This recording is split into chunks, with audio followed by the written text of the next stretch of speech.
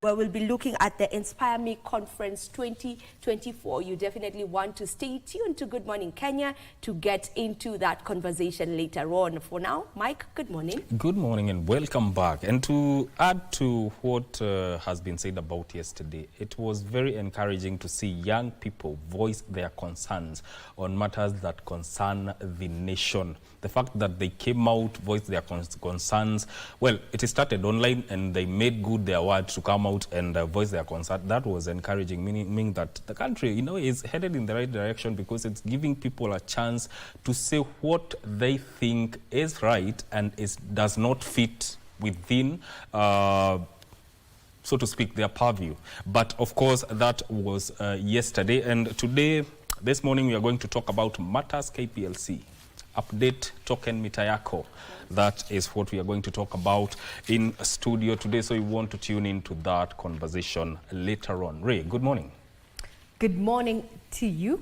Thank you. It's good to have at least Vivian back on set. Karibu sana, Vivian. Thank you. Well, yesterday we were treated to a protest of one of a kind. And I'd want to ask my fellow, can we say, panelists, since we're in the panel on Good Morning Kenya this morning. What do you think, what was your main take home? Let's start off with Victor. What was your main take home from the demonstrations that we witnessed yesterday?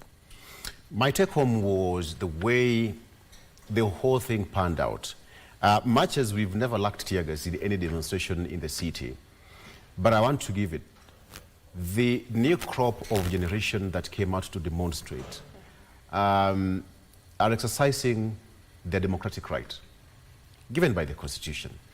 But my question is, as they do that, the so-called Gen Z, which they have been praised on social media, I would really like to see that translate into voting come 2027 and years to come. Good question. You'll have, yes, you'll have your time to demonstrate, but will you have your voice to be heard on the ballot? Vivian, your take?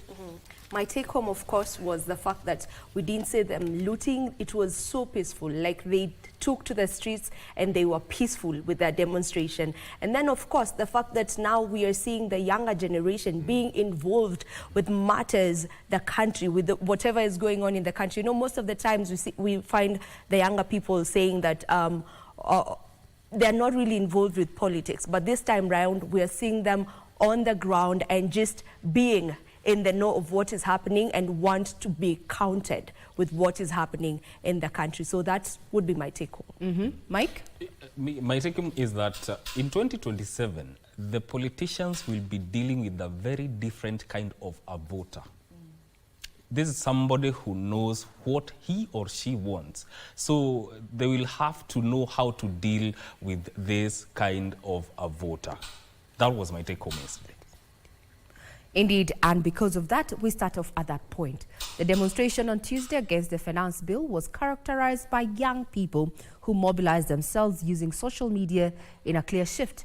Unlike the previous demonstrations led by politicians with pockets of hooligans armed with stones and crude weapons, the protest had a new crop of mainly English-speaking young people ready to engage the police officers on discourse on matters' rights. Their mobilization kicked off on Monday through social media, some even tagging their legislators, warning them they were the employers and watching their moves on the finance bill. The self-proclaimed keyboard warriors using all social media spaces to whip up and showcase their cause. We have a voice and we are here to use it. That's why we are demonstrating today, to show that without mincing our words, the youth of Kenya strongly reject the finance bill as it stands today. The mobilization used hashtag Occupy Parliament and Reject Finance Bill, some too countering the call with hashtag Ruto Listens. And on Tuesday, a new crop of demonstrators took over the streets of the city with no politician rallying them, no Tibim or Tialala, but polished English and phones even to live stream themselves, taking advantage of the free Wi-Fi in the city. I actually have it in my bag and the bills are crazy, taxation on medication. I understand very well what is going on in the finance bill, and I know that we've borrowed from the IMF so that we can pay the Eurobond and the Chinese. Nimesoma na kuelewa, lakini sasa katika ile mikakati ambao wameiweka ni kama inaenda kuaffect, inaenda kunyanyanza. Even in the police vehicles, they were taking selfies, oblivious of what awaited them.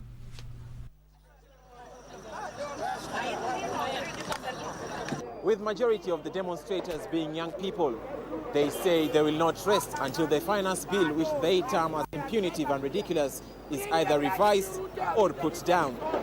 Reporting for KBC Channel 1, I'm Alvin Counder. The devil is in the details, and as we saw the new face of demonstrators from the usual crop of hooligans and older generation, the youth took their conversations from online to the streets. We wait to see if this is going to persist in other demonstrations across the country, if indeed we ever have them, because today eyes still return to Parliament. The debate is going to be about the report that was tabled yesterday afternoon and some of the issues that have been raised after the government made the concessions that it did. How does it intend to bridge that particular gap? Talking about parliamentarians is that Azimio members of Parliament have rejected the Finance Bill 2024, terming it detrimental to the economy. The MPs who held a parliamentary gathering in Parliament yesterday evening resolved to vote against the Finance Bill Thursday.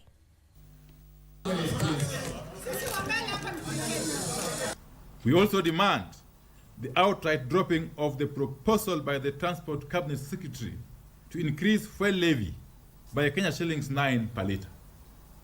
We are against this idea that transport, which includes the movement of goods and people, is some kind of luxury that this country can do without. Without movement of goods and people, we have no economy to talk about. As a coalition, we reject the entire bill. Yes. Yes. Yes.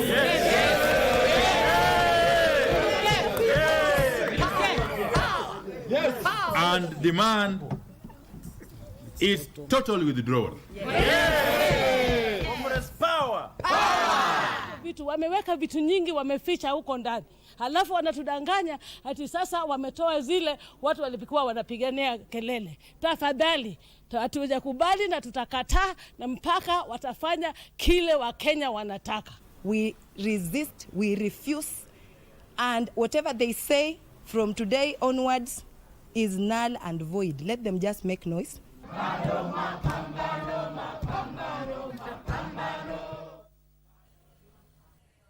Well, those are the views of the Azimio allied members of Parliament, and we might have just brought you what they said before telling you exactly what the Finance Committee proposed. So in its proposal, the Finance Committee has a report in the increased railway revenue development fund and import declaration fee by at least 1% each to fill the deficit after the removal of some of the proposed taxes in the 2024 Finance Bill. Addressing the media after tabling the report Tuesday, National Assembly Finance and National Planning Committee Chair Kimani Kuria said the bill will manage to finance the budget by 320 billion shillings. This comes as debate on the report is set to begin today morning. Unlike the norm, members of Parliament on Tuesday afternoon turned up in their numbers for the afternoon sitting in anticipation of the tabling of the Finance Bill 2024 report. Honourable members, we have quorum to transact business. The report, which was tabled later Tuesday afternoon. Honourable Speaker, I beg to lay the following paper on the table of the House today, Tuesday, the 18th of June, 2024. The report on the Parliamentary Committee on Finance and National Planning on its consideration of the Finance Bill, National Assembly Bill number 30 of 2024. Now leaves the ball in the legislators' court as Kenyans continue to push for the amendments of the contentious clauses in the Finance Bill 2024. I encourage each and every honourable member to get the report either from the table office physically or on the parliamentary web. Read through it properly. But even after the removal of the said contentious taxes, Finance Committee Chair Kimani Kuria says the budget will still be financed. I have said radio development levy increased by 1 percentage point, IDF increased by 1 percentage point, and reduction on tax expenditures. With the report now in the hands of the legislators, debate is set to kick off Wednesday morning. MPs resolving to sit on Thursday morning to conclude on debate ahead of afternoon sitting. I have directed the clerk that the closure for submitting amendments will be on Thursday at 1 p.m. So those of you who want to file an amendment upon reading the report and the bill, ensure that you file your amendments at or before Thursday, 1 p.m. Voting on the bill is set to take place next week. And exactly at 9 o'clock, we're going to be taking you to Parliament buildings, where we're going to be starting that conversation ahead of the voting. Some of the issues that have already been pointed at is that particular report, the committee has recommended the amendment of Section 51 of the Data Protection Act. This means that it will now be possible for KRA to access personal data. Those are just some of the issues that have been raised in that particular report and have elicited a lot of debate. And talking about the debate, local manufacturing had to say something about the immediate wins that they got, and it is among the main beneficiaries of the amendments that have been made. Now, looking at the manufacturing sector, that it tends to raise its contribution to GDP to from 7 all the way to 20% by 2027. The removal, the exemption of eco-levy from all manufactured goods has been termed, locally manufactured goods has been termed as a win for the sector. Here's a report.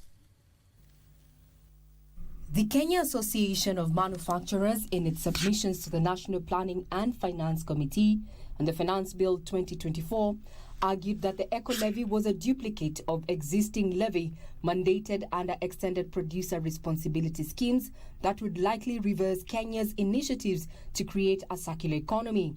Still a mandatory requirement in Kenya, and what we are saying is that, you know, there are no guarantees that even that 50 billion is going to be allocated purely to NEMA and the county government so that they're able to collect that waste in the environment. According to the manufacturers, eco-levy, if enacted, would have nearly doubled the packaging cost by 100% in cases where the cost of the raw materials is equal to the proposed levy. For instance, a bar of soap used for washing clothing, utensils and bathing would increase from 170 shillings to approximately 270 shillings. Cement, detergents, eco-levy. Look at the batteries. Your car battery is 12 kgs. The cost, 8,500. The levy now, 9,000. However, the proposed exemption provides a buffer against imports and is likely to spur uptake of locally produced goods. Imposing this on locally manufactured goods would again increase the cost of those locally manufactured goods in the country and stand a risk of making them not competitive in the East African market and globally. Therefore, this eco-levy will only be chargeable to imported finished products. As such, locally manufactured products including sanitary towels, diapers, phones, computers, tires and motorcycles will not attract the eco-levy. On the other hand, the cost of spirits and liqueurs is likely to increase after the committee maintained that alcoholic beverages will now be taxed on basis of alcohol content and not volume. Therefore, those alcohol manufacturers that are producing alcohol of very high content will now be required to pay higher duty because based on the alcohol content, and those making alcohol of lower content now will pay less duty. The higher the alcohol content, the more excess duty it will attract. The courier-led team has also imposed excess duty on imported table eggs, onions and potatoes. It makes our onions, our eggs and our potatoes more marketable to us and the region. A welcome move to farmers, but consumers will continue to shoulder the high cost of production. However, the proposals remain as proposals till tabled, debated, voted and adopted by Parliament and assented to for implementation.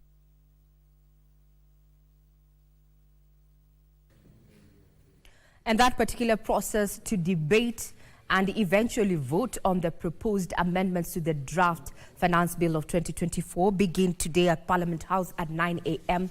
And we seek to find out what other details are contained in that report that was tabled yesterday afternoon. And quick question. Why do we have public participation and involvement in the budget making committee? Well, this is enshrined in the Constitution under Article 118 Clause B. Here's Trevor Ngendo with the details of how we came to be active and not passive participants in the budget making process. The 2024-2025 budget-making process will perhaps go down in history as one that attracted discourse among Kenyans, giving impetus to Articles 118 and 196 of the Constitution that requires Parliament and county assemblies to facilitate public participation and involvement of the citizens in the legislative process. We do not want our senior citizens to miss out in the Inua Jamii program, because if then we transfer 2,000 shillings to them, but every interaction of using the 2,000 becomes very costly to them. Kisha ya kwamba iko tax free, so that this child akipata mkati, a bite, can go to school. It's already difficult. We are not getting jobs, so we have opted for online. Now, introducing this will make life very difficult for us. In an unprecedented move, Kenyans used various digital platforms to conduct civic education campaigns on the specifics of the finance bill. A digital campaign that would end with a section of Kenyans pouring onto the streets, demanding to have their voices incorporated in proposals to the Finance Committee. A push that prompted the Finance Committee chair to share details of the committee's recommendations prior to tabling the report in Parliament. That public participation would not be an exercise in futility. We have listened to the view of Kenyans, and we are all in agreement that there are two things that we must do. As the debate on the bill moves to Parliament, it is not lost that this year's budget-making process is one that ignited a citizen consciousness on governance. The Finance Committee received over 700 written submissions, and various stakeholders, including unions, institutions and associations, making time to submit their views on the bill that will guide government's expenditure and revenue-generating plans. Focusing on conversations about Gen Z, they would say that now the citizens are woke. Talking about governance, is that county governments are urging the Kenya Revenue Authority to scrap the taxing of own tax revenue at the current 16% rate if counties are to fully utilize their collections. Finance, Planning and Economic Affairs Chairperson at the Council of Governors, Fernandez Barasa, says it is in talks with the national government on how to address the issue. Counties have a cumulative own-source revenue collection potential of 216 billion shillings, but currently only collects around 45 billion shillings. This according to the latest Commission on Revenue Allocation Studies. The focus is now on various strategies to help counties bolster their revenue to optimum levels.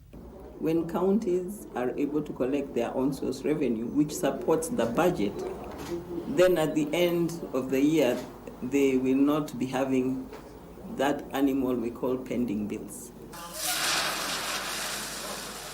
This was revealed during the launch of the country's first ever tariffs and pricing policy for county governments by CRA. According to the report, 23 counties are using the defunct municipal bylaws to guide on-source revenue collection.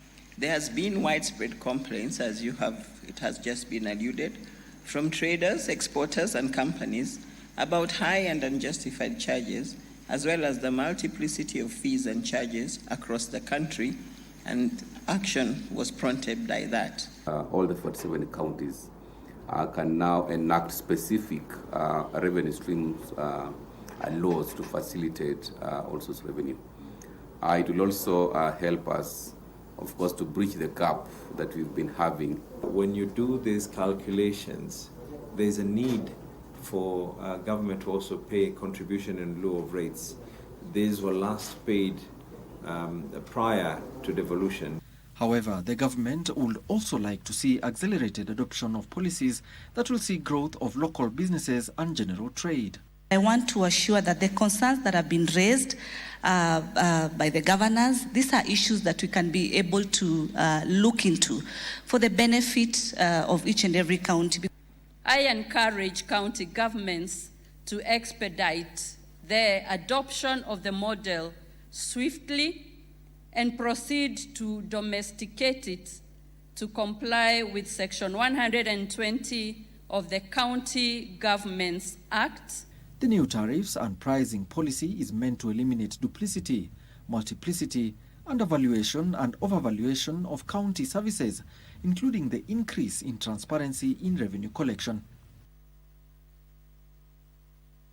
Another quagmire for the counties there, other than that particular rate of 16%, they have to ingest a cool 98 billion that is to be released by Treasury by the end of this financial year. That is shy of 2 weeks.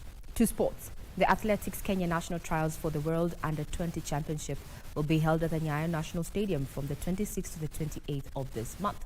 Athletics Kenya has issued stringent measures to ensure that only the athletes in that stage category compete at the event.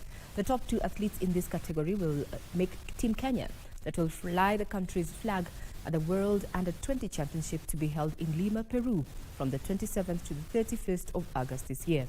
Athletics Kenya hopes to select a team that will better their predecessors' performance in Cali, Colombia 2 years ago, where Kenya emerged to collect a total of 10 medals, 3 gold, 3 silver and 4 bronze medals. Up to go. He's working hard. Yahune then it is, digging in deep. 50 metres to go for the Ethiopian. Mabratu it is, who's finishing really, really strong. His fellow Eritrean follows him home for the bronze medal. Belu it was of Ethiopia in 4th position. Well, that effectively puts a cap on matters in the headlines this morning. Be sure to peruse our website, that is www.kbc.co.ke, for further details. And we leave you with one question as we enter debate mode at Parliament this morning at 9 a.m. in regard to the proposed finance bill of 2024, albeit with amendments, as you know, announced by Kimani Kuria yesterday. They're the chair of the finance committee there of the National Assembly. Is that how then does the government intend to bridge that particular gap? 58 billion shillings was to be raised from motor vehicle tax. Now that it is not there, how does the government intend to bridge that particular gap? The proposals on fuel levy might just be where it hurts. The devil is in the details. I'm Regina Manyara. Have a pleasant viewing ahead.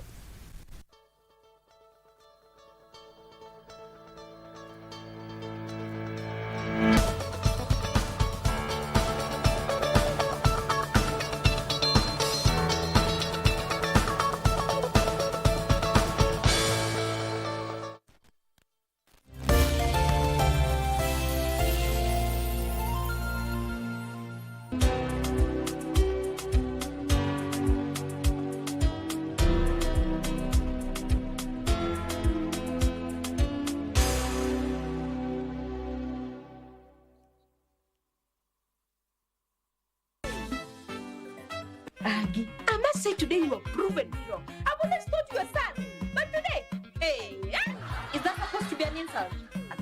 Atito, please don't give me headache, eh? You know where the rings of this is, so please, zip it to. For both your sake, I pray that your new boyfriend is better than Sakai. Of course he is. Plus he has already finished college. Is he working? Yes, at a local Kimbility factory. Mister, you know him? Of course I do. We work together and you love it, isn't it? You work with him and you've never mentioned? We work together with you. We do? Yes, of course.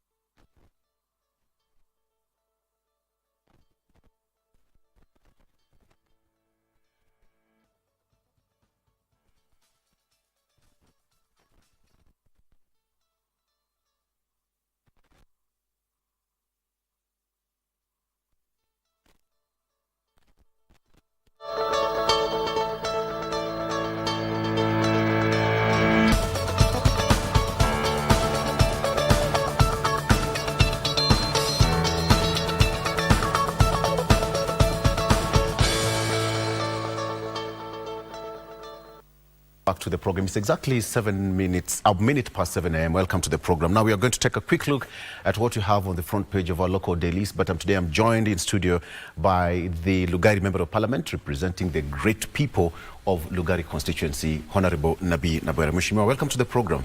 I'm very happy to be back home. Karibu nyumbani. I was here. I worked here. I left Kenya Broadcasting Corporation in 1999. Yes. Yes. In 1999. So let's do this together. Let's do this together then. Yes. You're a member. Yes. When you walk along the corridors, you'll find your name still printed and your footsteps around the corner. Yes, and files with my signatures. Yes. Yes. Karibu sana. And let's do this. How is Lugari doing so far? We're doing well. The rains have been very, very good, though excessive. Of course, they come with a lot of challenges. Road infrastructure, they wash away because most of all our roads are earth roads.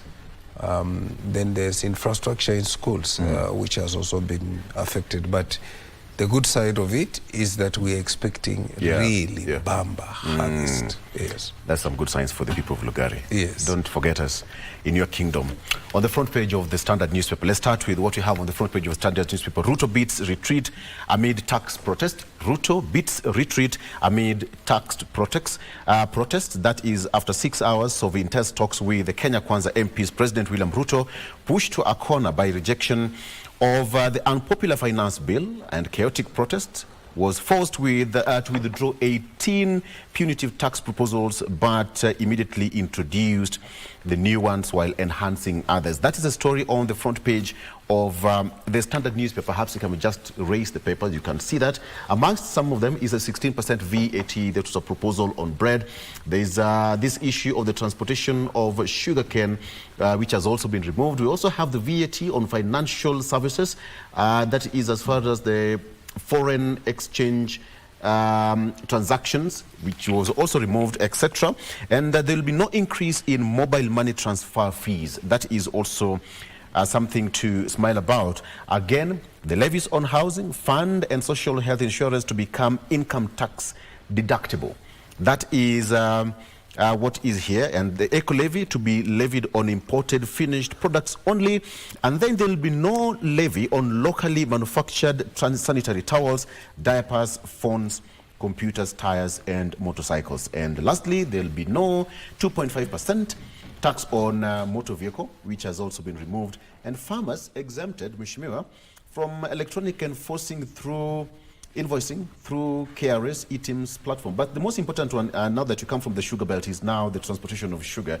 But before we come back to that, let me get your personal opinion on what's on the front page of the Standard. Ruto beats retreat amid tax protests. Yes. One of the things I've always said, I do not understand. I've tried to come to mind with the technocrats around the president, what they were intending to achieve. Because the principles of taxation are pure, simple, and universal. Okay? The principles of taxation take a very simple, or what I call a simpler connotation. It's like this, that if you feed a cow properly, you give it water, you will milk. If the cow has not enough feeds, you can't milk it. That's the simplest way of principles of taxation. That when the economy is not performing, when people are at their lowest, you don't add tax on them. You only cause two things. One, production stress. And the moment you go into a productivity stress, the economy collapses. And secondly, you invite incredibility. People start finding ways of survival. And I can tell you, one of the reasons why Kenya, even the tax regime we are using now, 2023, 2024, you have seen the projections that we will be short by almost 400 billion. The reason is simple. You are enriching a few because people have to find a way around it to survive. So if you went to River Road, for example, and you wanted to buy a spare part of a car, yes, you'll be asked 2 questions. 2. Unataka kulipa ushuru ama hapana? Second one will be unataka original ama imitation. 2 basic. And anybody who has no money will say, give me the cheapest I can get on the market at the cheaper cost. The cheapest at a cheaper cost. So you will go for imitation and you will not pay tax. So when you are designing a taxation regime, you must design a taxation regime that will attract personal compliance. Yeah. People are obligated. They feel they need to pay. The third aspect about it is you look at the end. Are people feeling that their taxes are worth the services they're getting? If people feel in the Lugari that they pay tax and they don't see it in roads, they don't see it in schools, their children are at home, the teachers are on the streets, it will be very difficult for people to pay. Yeah. Yes. The question is, the opposition says that they are going to reject that bill in its entirety. Is that your position? That's the position. We, as a parliamentary group, we met yesterday and we took a position and we are going to execute it on the floor of the House. There are very good reasons to look at the bill. And we will, we are going to debate. We are going to debate. As is now, the bill is still in its original. That is the bill? Yes. Okay. Its original form. What we have is a report filed yesterday by the Committee of Parliament of Finance.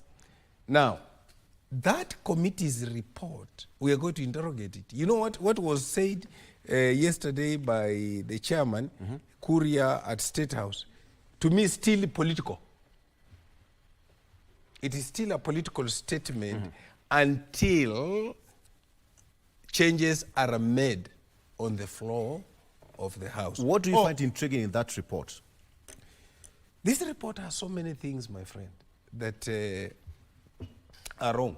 I'll tell you, I'm sure you've seen the simplest banner that went around yesterday, or poster, by one of the girls who was protesting. Munataka tusinyeshe. I mean, you cannot impose taxes on sanitary towels when we are unable to give them to the kids in secondary and in primary. I mean, that's madness. First of all, we are not able to afford where we are.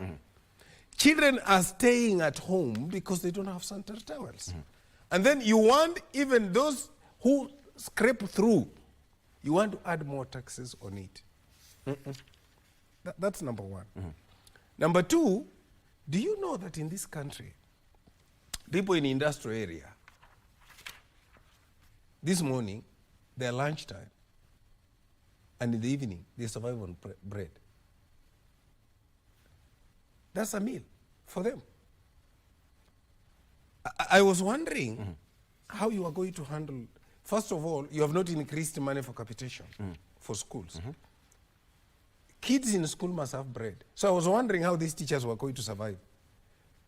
And you have said, you've put a caveat that you are not going to increase fees, school fees.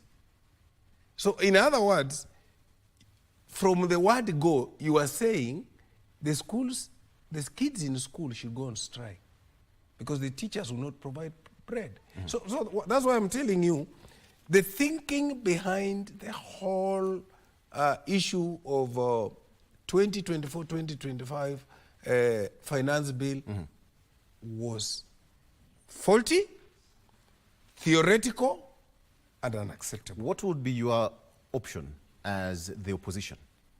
I mean, as we are today, we have an act. This bill is basically trying to repeal the Act 2023-2024. I mean, There are many things we can do. And we'll be putting our proposals on the floor. One of them was to expand the tax bracket. That is the easiest option that attracts compliance. But I also sit in the Public Accounts Committee, and I've argued and continue to argue that up to where we are, we can still sustain the budget. From the last financial year? Only we do two things. Out of every 10 shillings, we lose between 2.5 to 3 shillings to corruption. Seal the loopholes. That generates for you the 400 billion you're looking for. I mean, just seal the loopholes. I can tell you, if I was the President of the Republic of Kenya today, I'm presented with a 3.9 trillion budget.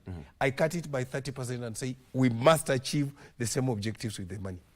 All what I would have done, I would say, live within your means. Okay. No budgeting for corruption. Basic principle. Okay. I want us to go to the front page of the Star newspaper. Tech and talent power, noisy taxation demonstrations. Young Kenyans rewrite protest playbook with social media and live stream. That's the same thing that we talked about. And the issue of technology and talent power, noisy taxation demonstrations. A majority of people who took to the streets were so-called Gen Z. What do you make of this? For long, I'm one of the people who is very impressed. I grew up when student power was really student power. Please note, the 2010 Constitution is a product of multipartyism. It is the young generation, under what we call the young tax, that brought multi-party back. When I see this, I only tell the president and his team, please watch. Watch your steps. Do the right things. Young people with technology can cause a revolution. Why? Because their mind is already revolutionized. So what they are doing, they are taking what is in their mind to the public. Yes. They are taking it to the streets. They will take it to Parliament. They'll take it to our villages. Yeah. So it is a new dawn. Okay. What it means for us in the leadership is that we must up our game. Basic principle. If we don't up our game, we'll all be cleared. When we started the show, we started by the banter that, okay, it was mostly peaceful. There were no looting in the streets. Everything went technology, and they had their rights and their voices heard. Perhaps the right way to demonstrate in Kenya right now, or even moving forward? That's the way to go. But still, police have to up their game. I saw the police trying to band them into Land Rovers and some vehicles. That's not necessary. They were just expressing themselves. Okay. Very quickly, on the front page of the Daily Nation, new face of protests as Ruto backs down. More or less the same as what we have on the front page of the Star newspaper here. New face of protest as Ruto backs down. Their youthful books, the rise of Gen Z, that's what we have here. Their youthful books, dressing, and even the placards that they wielded, trampled, and the stereotype that protests belong to ragtag delinquents who have nothing else to do and are often politicians who are hirelings. And yesterday, Mheshimiwa, they took to the streets in their hundreds, armed with their smartphones, to oppose new tax measures with President Ruto and his ruling Kenya Kwanza Alliance MPs had just made concessions. But the question is, when this is happening and we have new face of demonstrations, I want to ask you from the committee you sit in, what are some of these proposals that you had during the public participation that perhaps one or two of them were anchored in that bill, that report that you're going to debate in the House, and what are some of those proposals that you had and were not captured in that report? Basically, I'll start from the last one. Yes. Many of the proposals on this bill are anti-people. In the sense that you are overtaxing an already taxed community. Yes. Okay? Without improving their lot, without improving their productivity, without giving them a conducive environment to make money. One of the most important things I've said about the regime in where we are is that we cannot be creating a debt-ridden generation. I have a big problem with the new education funding model. The new education funding model starts to give a child a loan from day one when he goes into university.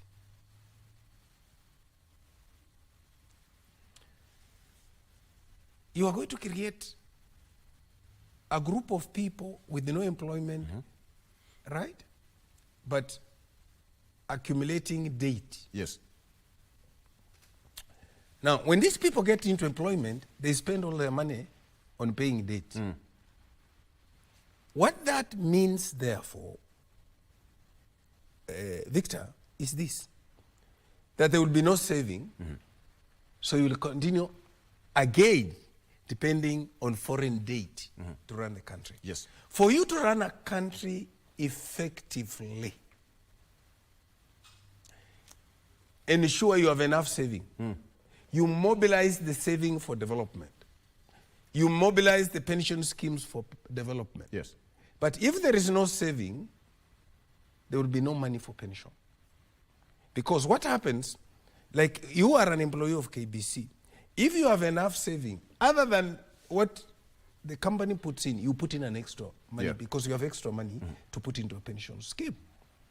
Actually, if we had done that, we would not even have gone into housing levy, because you would have mobilized enough money from the pension schemes to develop housing,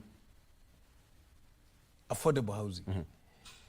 Now, one of the key things that I've always proposed, and it was not captured here, that will help all these things around education, you know, we are underfunding education, was to introduce education tax for any profit-making entity.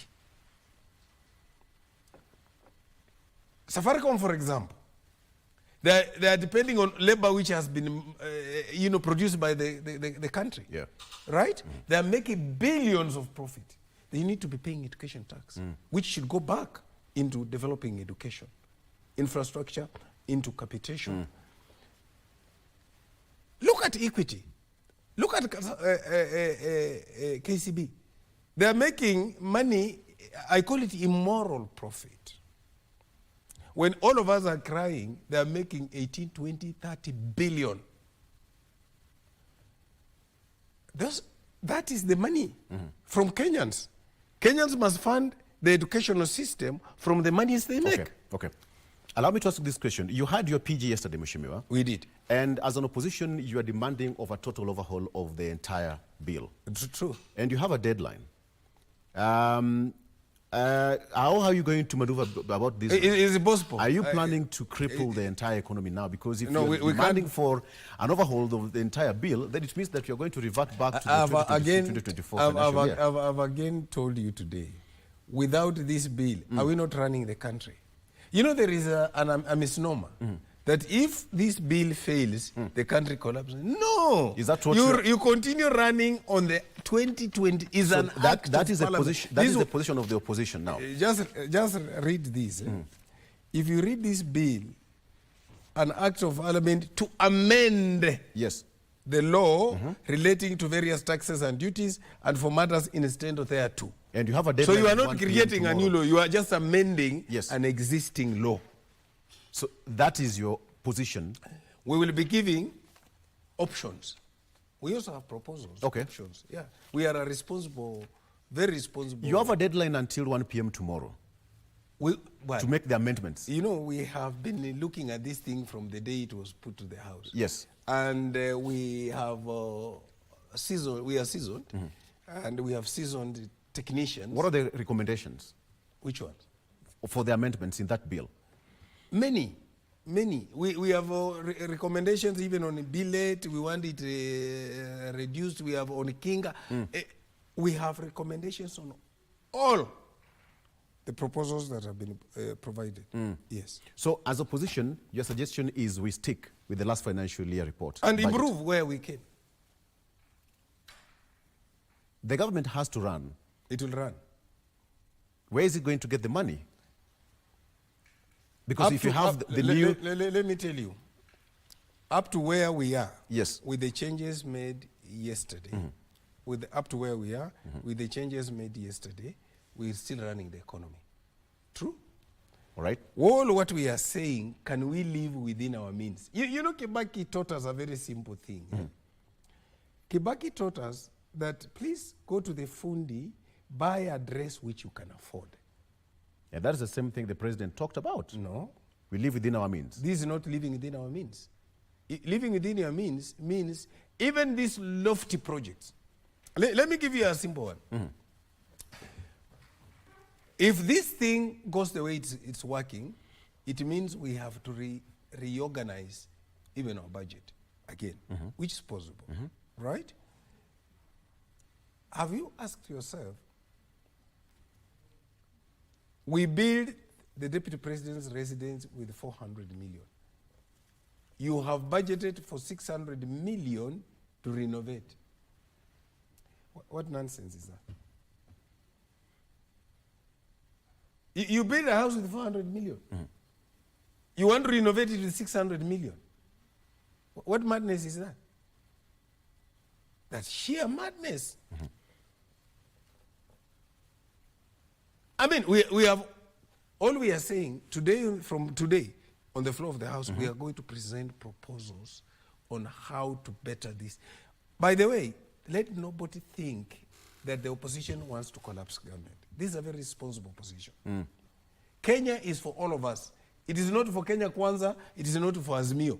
Kenya is for all of us. All we are saying, the Wanjiko, the Wanjala who are paying taxes, can we listen to them? Because if you don't listen to them, they will not pay. 3.9 trillion. Did you get your fair share of the NG-CDF in the last financial year that is almost expiring? You know, up to now, we still do not have 60 million. Actually, 84 million. Because the government said they didn't have the money. The Treasury did not have enough money to disburse to the constituencies. Let me tell you, the government presented us a budget. That's why we are telling them, don't be overzealous. So don't be overambitious. Yes, sir. Don't be overzealous, don't be overambitious. They presented with us a budget, 23-24, which we approved. We even approved the Finance Act to finance that. And that is where we are having lessons learned. Okay. Okay? So with the last financial year almost going home, you did not receive the fair share, the entire amount for the last financial year. The president said that he wants more money, 3.92 trillion shillings. How is he going to get the money if you're going to use this? And we are telling him, the reason you didn't get money is because you brought punitive taxes, so people didn't comply. So don't continue with that trend. You know, it's like this. You've been using a mechanism to do farming, you don't get the products. Okay. Okay? You want to use the same mechanism to increase acreage, you will still not get the product. What are some of the proposals you had yesterday during your PG? The proposals we have yesterday is that one of them is that you have to make cement cheap. Okay. Okay? You have to make steel cheap. Okay? So the proposals on steel, kilinga, billet, they can't work. Okay? And those are the we are also saying, you know, Kenyans don't understand something.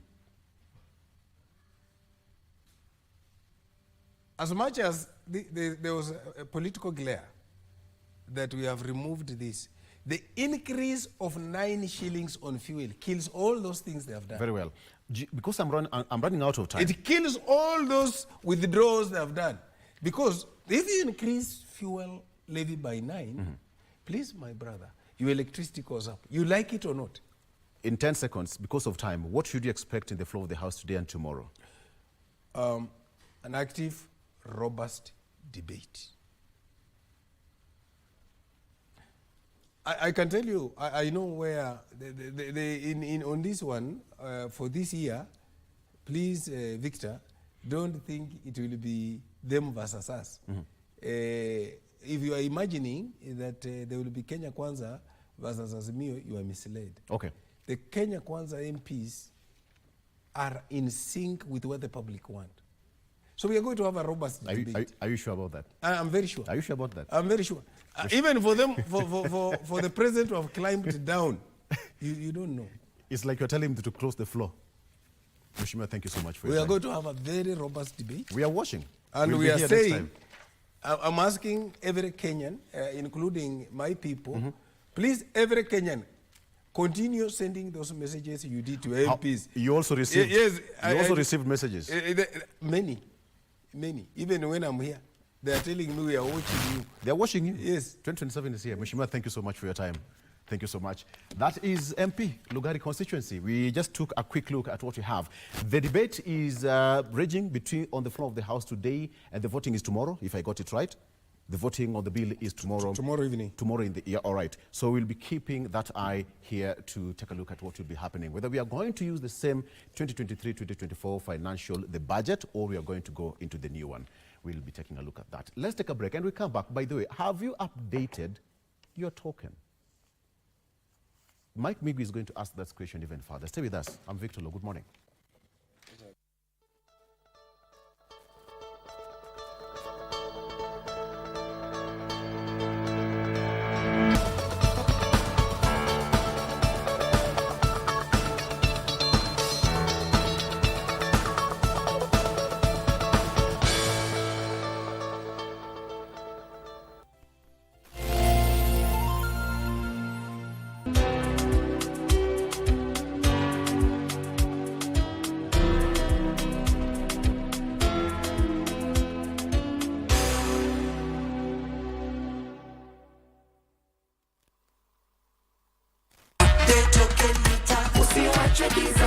Unajua, token mita yako inahitaji system update. Ni rahisi na ni free. Ukipata ujumbe kutoka Kenya Power, yani SMS, weka kodi ya kwanza kureset, alafu weke kodi ya pili kuupdate ili token mita yako iendelee kufanya kazi kama kawaida. Update token mita yako. Ujumbe huu umeletwa kwako na Kenya Power and Lighting Company. Maji ni uhai, maji ni haki yako. Je, unajua kwamba wizi wa maji ni uhalifu unaoathiri sisi sote? Hata hivyo, wateja wengi wa maji husalia kimya bila kufahamu madhara yake. Pole chabu nete vikombe vya mosongo. Kenyanji, what do you want? Gwe. Mbosire gwe. Usinjaribu kutumia njina yangu in vain gwe. Atito, you have forgotten your famous quote. Wacha niende msiniambukise ujinga. Please, just let's leave it, okay? Now, where are the rest?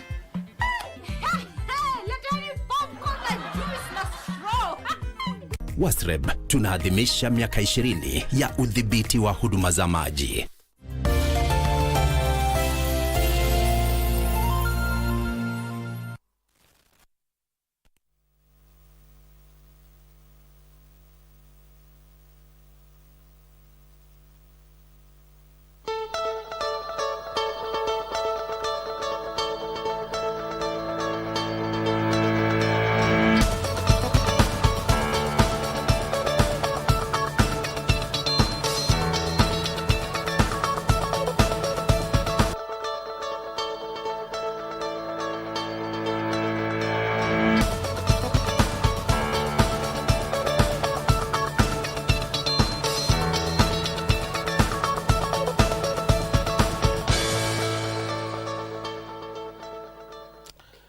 Thank you for staying with us. This is Good Morning Kenya. My name is Mike Migwe. And as Victor has asked you, have you updated your token meter? We are talking about Update Token Meter Yako. Is an initiative by KPLC to upgrade your prepaid meter. And in studio to talk about this in detail is Stephen Vikiru, who is a General Manager Finance at Kenya Power and Lighting Company. Karibu sana. Thank you, Mike. How are you doing this morning? Very well, thanks. Yes. Yeah. So, what are we talking about when we say update your token meter? What we're really talking about in terms of updating the token meter is really to update the meter that actually used to load your electricity tokens to actually align it with the new standard for prepaid meters. And this is a global thing that the standard has transitioned based on the passage of time. And so we have a timeline by which we need to update our token meters to be able to continue vending. So meters that will not be updated by that particular date will not be able to receive tokens. So these are meters used world over? Yes, the system for prepaid metering is actually an international system. And so the standard is really to ensure that the uniqueness of each particular token so that it cannot be used in another meter, even in another jurisdiction, so that when you buy a token, it's specific for that meter. So it is that system that is being really updated. And so we all need to update our prepaid meters to actually now to the new standard. Yes. Yes. But another question that one would ask, why now? Now, that's a very good question. Actually, as I mentioned, the passage of time, this standard, the international standards for this, the STS, Standard Transfer Specification, is an international standard for the generation of prepaid meter tokens. Yeah, so that is a standard that now is moving to a new reference data. You know, the token number, the 20 code token number, is an encryption of a lot of information, around the value of the token that you have purchased and the date of that and the meter number itself. It's all encrypted into that number. So when this number continues to be generated over time, it gets to a point where you've actually used the numbers quite a bit. The numbers have been used quite a bit globally, such that you'll start to having numbers repeat themselves. And so that is why now we have to change to a new standard, so that now we are starting afresh in terms of the token vending. So instead of changing meters to now the new standard as such, we are resetting all meters and then updating, so that now we start afresh across all meters. Yes. Yeah. And what about the normal meters that are not prepaid, the ones that were used? Postpaid meters. Yes, the postpaid. Yes, Mike. Now, that's a good question. The postpaid meters are not affected in this particular, because they do not use that system of the generation of token. You actually consume electricity and then the meter is read, or if it's a smart meter, actually, it's remotely read, and then you pay the bill and you continue. So you pay after consumption. But for prepaid meters, you purchase the token, then you load into your meter, then you are able to use that electricity. So postpaid meters are not affected in this change. Yes. Yeah. Let's take a scenario where tenants in apartments. Yes. How is it going to affect them? Are the codes for the meters that people use in apartments will be sent to the apartment owner, or they are going to be sent to the numbers that use those meters within a certain apartment? Yeah, actually a very valid point. Now, we are taking a wholesome approach whereby these tokens, in our system we have the record of the landlord for the particular property, but also we have the number of the tenant actually, or the person purchasing the token. Because this is tied to the person purchasing the token. For purposes of awareness on this particular change, we are sending messages to both the registered owner of the property as well as the telephone numbers that purchase tokens for those particular accounts. And the trigger to receiving the two key change tokens is actually the purchase of a token. So whoever purchases for that particular meter at the time when this meter has been released for the change is the one who will receive those tokens, those codes for really resetting and updating the meter. Yeah. How about a person who is older, the older generation, a person who they have a phone, but the only message they know how to read is M-Pesa? How are they going to be helped here? Because there are people who have meters, but they do not know how to read or write. Yeah, ordinarily, if they have a prepaid meter, they have that person who usually buys token and loads that particular meter. And so this token, and that's why the token is tied to your next vend of the token. So when this person purchases that, the token, they will actually get the 2 codes and then the code for the token. So it is incumbent upon this person who has purchased, like now if you buy for your grandmother up country, now there will be instruction that they have to first load the first code, which is to reset that meter, and then the second code, which goes to update the meter, and then the code for the token that would have been purchased that now will load the meter. But any units existing in the meter at that time are actually safe. They remain there, so you load on top of that. We are talking about 7 million people who use prepaid meters. How are you rolling out this update, the update token meter yako campaign? Actually, if you look at the numbers, the 7 million is the meters. And you know, meters serve families, so the population around that, the people who use that, is quite bigger. Now, with these 7 million meters, we are actually looking at having updated all of them by the end of August. Now, the strategy we have taken, because also this is a new technology and there's a lot that has gone on in the background to get to this place where we can now update the meters. So we are gradually releasing the meters for update in such a way that when you purchase a token, today you might purchase a token and not get the codes, the 2 codes to be able to update your meter, but in the next few days you'll actually get that. The reason being, we have strategically structured this in a manner that would allow us as well, because there are customers who would have challenges in terms of loading the token. They would want to load the token first before they load the 2 codes. They would load 1 code and think they have finished and all that. To be able to effectively support those customers, we are doing this in batches as we also create awareness across. So by the time now we are getting into August, then we'll have almost all meters out there released and activated, ready for the key change token, so that we get customers now getting the tokens and being able to update their meters. So once the timeline has lapsed, and of course in cases where some people did not upgrade their meters, what happens? Now, there are 2 key things to note here.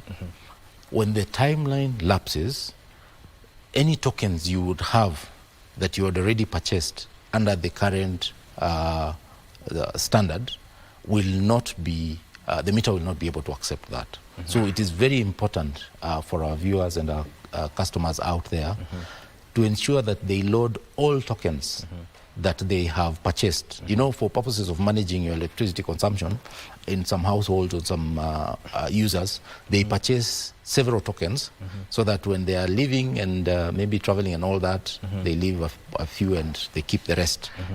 But now all those need to be loaded into the meter because they will become irrelevant after the time lapses. Now, for those who do not update by the deadline, as such, they will not be able actually to vend tokens as such. So it's important that we have all meters activated so that we are able to continue vending, so that it's not like now you have, you can have a lot of units in your meter today such that they will take you beyond even the 31st August we are talking about. So you would still have electricity by after 31st August, but limited to the tokens you had loaded. So it's important, even if you have those kind of units in your meter, to actually perform a vend that will give you the codes so that you are able to update the meter and continue with that consumption. I'm asking this because there are people, maybe someone traveled outside the country and they'll be away for a long time. And they have prepaid meters and there's no one to load the code for them. What happens to such? Okay, those are unique cases in the sense that even if they purchase the token now, they will get the code. They have the code and they are overseas. They can't actually load that particular code. But once they have these particular codes, it is important that at the first time they are able to load that code into the meter, that will now reset the meter and update it. Yeah, but the code will actually be dispensed if at all they actually try a vend now. The key issue here is the person who does not vend to activate, so to get the key change tokens by the time lapses, then there would be a problem there that would require quite a bit of intervention. Even after the deadline has lapsed, they will still be able to load that code and the meter will update, or what happens? But you see, once the deadline lapses and the units in your meter are exhausted, you will first be in the dark before now any other intervention to actually ensure this meter is updated, which might not be the best. So the best thing is actually to ensure, and we are insisting to our customers and trying to sensitize as much as possible, that it's important to actually get the two codes, update the meter, and now continue as normal. Nothing else changes. Once you have reset and updated the meter, you're now just able to continue purchasing the token as normal. Yes. You have plans to upgrade people or customers to smart meters? Talk about those. Actually, that's already ongoing for various customer segments. And so the smart metering journey has its own costs. It has quite some advantages in terms of efficiency, in terms of the service. You are able to monitor consumption. You are able to service the customer in terms of if they delay in paying, the remote disconnection and reconnection, and all that, and quite some analytics around the data that comes from that particular meter. But now it comes at a cost. And so in that journey, all our large consumers are already on smart meters. And we have quite a number of the small commercial and even high-end domestic that are already on smart. So we continue over time really going towards the smart meter because of the kind of benefits that it offers both for the customer and for our business. Yeah, but this journey of updating the token meter is quite independent of that. This is key. It's actually a global initiative that is time-bound.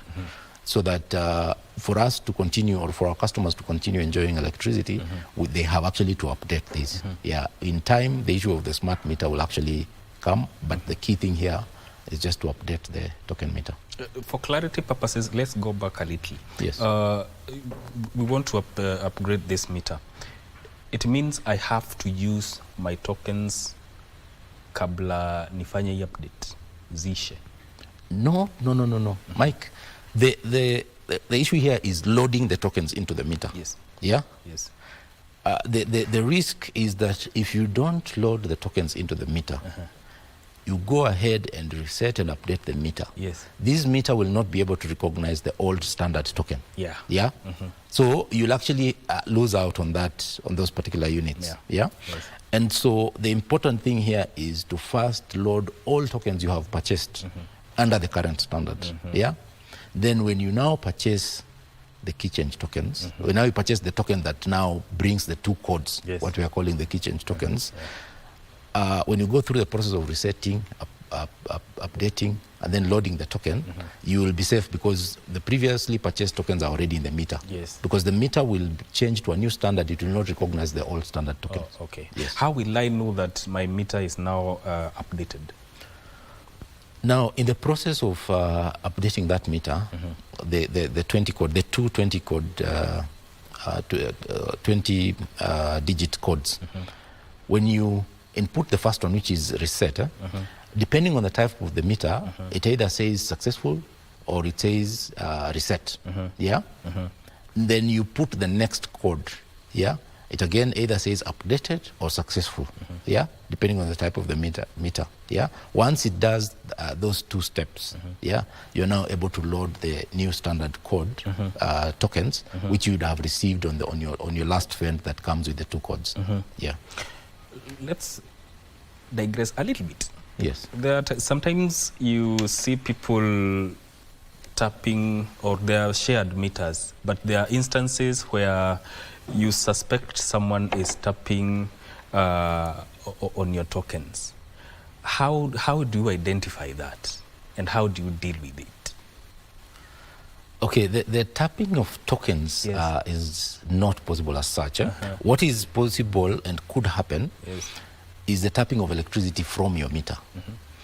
And this actually occurs, like for example, in a flat with a number of units, you'd find that you suspect your electricity is moving faster than it should be. And so you find maybe, and we've seen such instances happen, somebody has connected maybe the common lighting to your meter, and so while people are using the staircase lights, the security lights out there, it's actually on your meter. But that is beyond the service that KPLC provides, because we bring the connection up to the meter board, and so the wiring beyond the meter board is really for the property owner, or really the customer as such.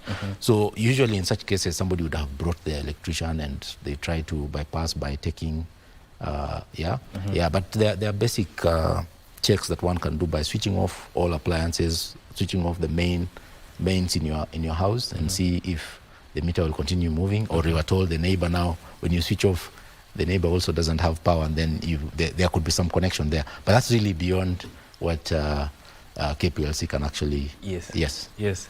Okay. Another thing that may help the viewer is about the response time when it comes to reporting power outages. Sometimes you get to hear that power is out, we've tried to reach KPLC through this number, but the response time is not what they would have expected. So how do you ensure that, or how do you deal with response to power outages? Because there are cases where people feel like you are too reluctant to deal with their cases. Mike, we have come a long way in terms of service to our customers and the aspect of response time. Now, the key thing also is that there are certain specific incidences that power would be out, and the grid is not smart as such as yet. We have some sections of a smart grid, but in such a way that the incident needs to be reported. Now, to be able to get attention, you'd find one, the reporting time. It takes quite a bit of a challenge in terms of reporting. Then secondly, even the way it is reported. For instance, we have USSD star 977 hash, where you report the incident and you are able to get a code. Now, this reference that you get in terms of the incident that you've reported is actually monitored.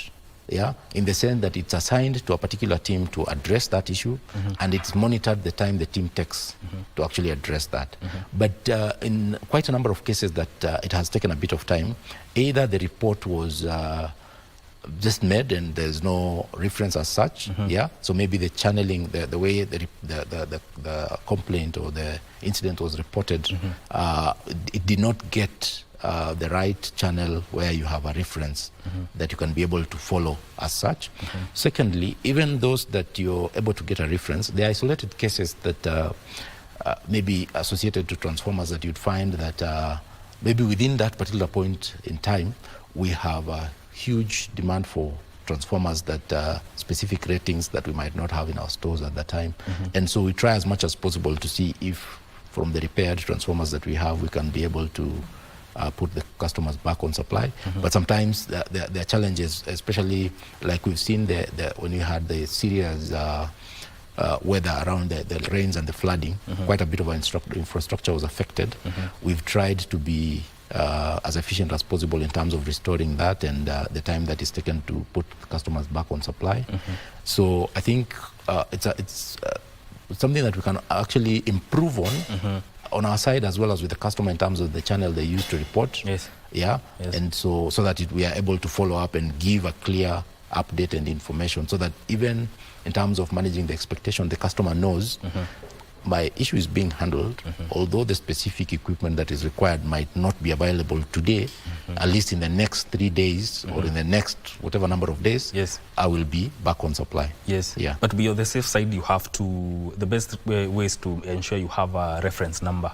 That is, I would like to insist that for our customers. It really helps when you have a complaint or an incident that you have reported, that it's well documented within the company for purposes of follow-up, because these are monitored. Even the performance of our teams are based on these references. So when you report through *977#, you're able to, you'll actually be called back when that incident is marked in the system as resolved, to actually confirm that it actually has been resolved. So it's very important that it's backed by reference. Yes. Someone is asking, if you have not gotten the code to reset your meters and the deadline is in a Caribbean, what happens?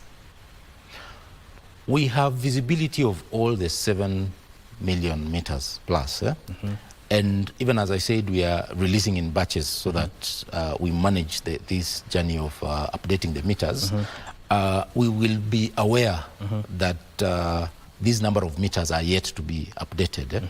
And so once we get to that point where we've updated most of the meters and there are a few meters that are yet to be updated, then we will be reaching out quite a bit to ensure that also we find out what is the issue with these specific customers.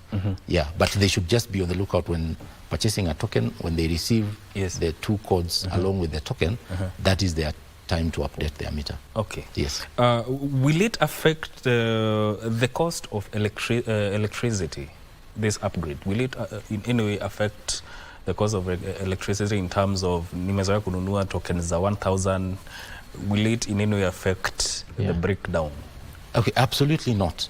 The issue here is just the system, for the vending of tokens, that is being updated, for the specific reason I mentioned to you earlier around the standard having changed internationally, so that we are moving to a new standard of the tokens. It's actually that code, the way that code is actually generated is what has really changed. But in terms of the kilowatt hours that you get, that remains, that is based on the amount that you have purchased and the price of the token. And the price of the token is a tariff issue that is actually well regulated, and as we all know, there was a tariff review in April 2023. Yes. You mentioned something about kama nimenunua tokens zitanilast for like 3 months. How will I get that code? Will I need to purchase some units to get that code? Exactly. Actually, if you already have tokens that will last you beyond that timeline, it is still important to trigger to get these 2 codes that will update your meter. The trigger right now is the purchase. So you purchase whatever value of tokens, you will get those 2 codes, and then you are able to update your meter, and now you continue with even the units that were already loaded in that particular meter. Yes. So the trigger is to buy token to receive that code? At the moment, yes. As we go forward, there could be a few other interventions, like now updating that *977# to be able to get the token there. But the key thing now, the key trigger right now, to be able even to manage this, the whole journey of the transition, is the purchase of tokens. Yes. Yes. Your parting shot. Your parting shot to the viewer. Yeah. Now, I would like to urge our viewers, just to remind our viewers that this process of update token meter yako, first of all, is free. Nobody should charge you or levy any fees in terms of that particular process. Number 2 is that if you have any tokens that you already purchased under the standard that we have been using, it is very, very important that you actually load those tokens before you actually reset. Before you enter the 2 codes, ensure you have loaded all tokens that you had purchased in the past, so that now you have value out of those tokens as well. And to encourage our customers as much as possible to look out for the 2 codes to be able to update their meters. Thank you. Asante sana. Asante. That is Stephen Vikiru, who is the General Manager, Finance at Kenya Power and Lighting Company, talking to us about the Update Token Mita Yako campaign that is ongoing in the country. Now you know what to do to ensure that you are not left out in this campaign. My name is Mike Migu, and this is where we cap this discussion. But don't go too far. Good Morning Kenya continues shortly with Vivian Ndegwa. Stay with us.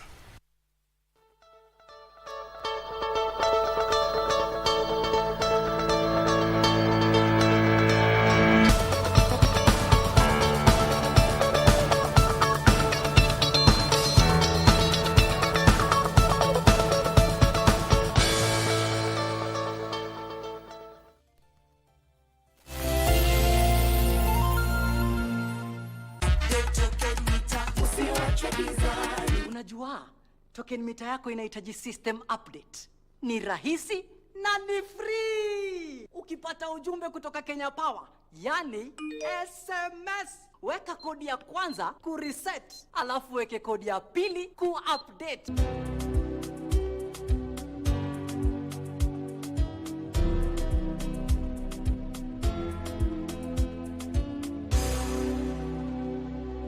Update token mita yako. Ujumbe huu umeletwa kwako na Kenya Power and Lighting Company.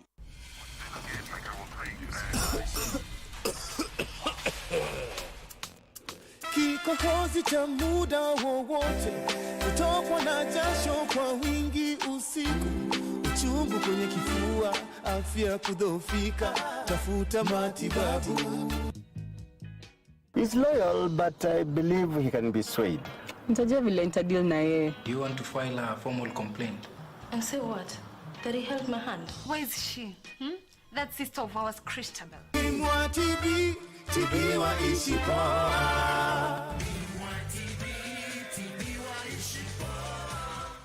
Nitabaki kujijutia kwa madhila na dharau pia, na kukubali kutiania, fanya kwa ajili ya jania. Moja katika amana ambazo Mtume Muhammad sallallahu alayhi wasallam alitusisitizia tuhifadhi ni amana ya kuweka siri. Kwamba Uislamu umechukua jambo la siri kwamba ni jambo muhimu na ni katika ibada, na yeyote ambaye kwamba atakuwa mwenye kufanya kutoa siri basi amefanya khiana. Alhamdulillah, no matter what comes my way. Alhamdulillah, my heart will thank and praise, and every time I feel it. Aggie, I must say today you are proven wrong. I would have thought you were sad, but today, hey, is that supposed to be an insult? Atito, please don't give me headache, eh? You know where the rings of this is, so please zip it to. For both your sake, I pray that your new boyfriend is smarter than Zakayo. Of course he is. Plus, he has already finished college. Is he working? Yes, at a local Kimbility factory. Mister, you know him? Of course I do. We work together and you love it, isn't it? You work with him and you've never mentioned... We work together with you. We do? Yes, of course. On KBC Channel 1, we are a TV station like no other. Get a taste of the best in entertainment. Yes, indeed. Feel the passion. Will you promise me? I swear that you will never lose me. I can't get married to you. I'm sure you knew about it.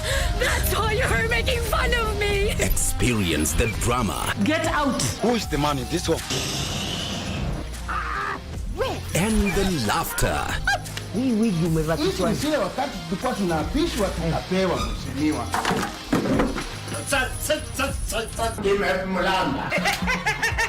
Move to the beat.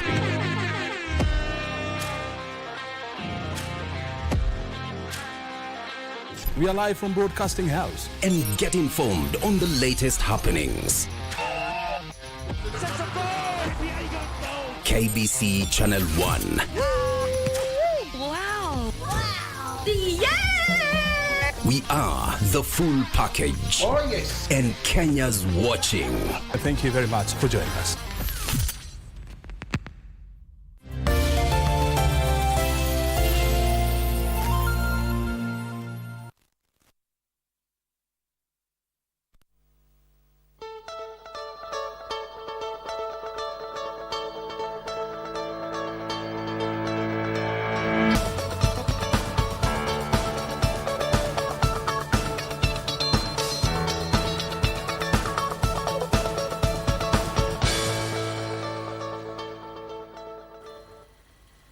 Welcome back and thank you for staying tuned to Good Morning Kenya.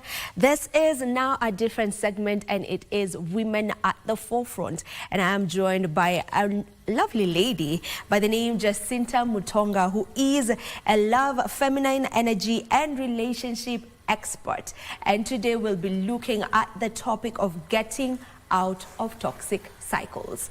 Jacinta, good morning. Good morning. You're feeling Vivian? well? I'm feeling good. How are you? I'm doing well as well. And thank you for having me. You're welcome. If we can just begin by looking at toxic cycles. When we talk about toxic cycles, what are we talking about? So with toxic cycles, we're talking mostly relational cycles that are dysfunctional, toxic, not fulfilling.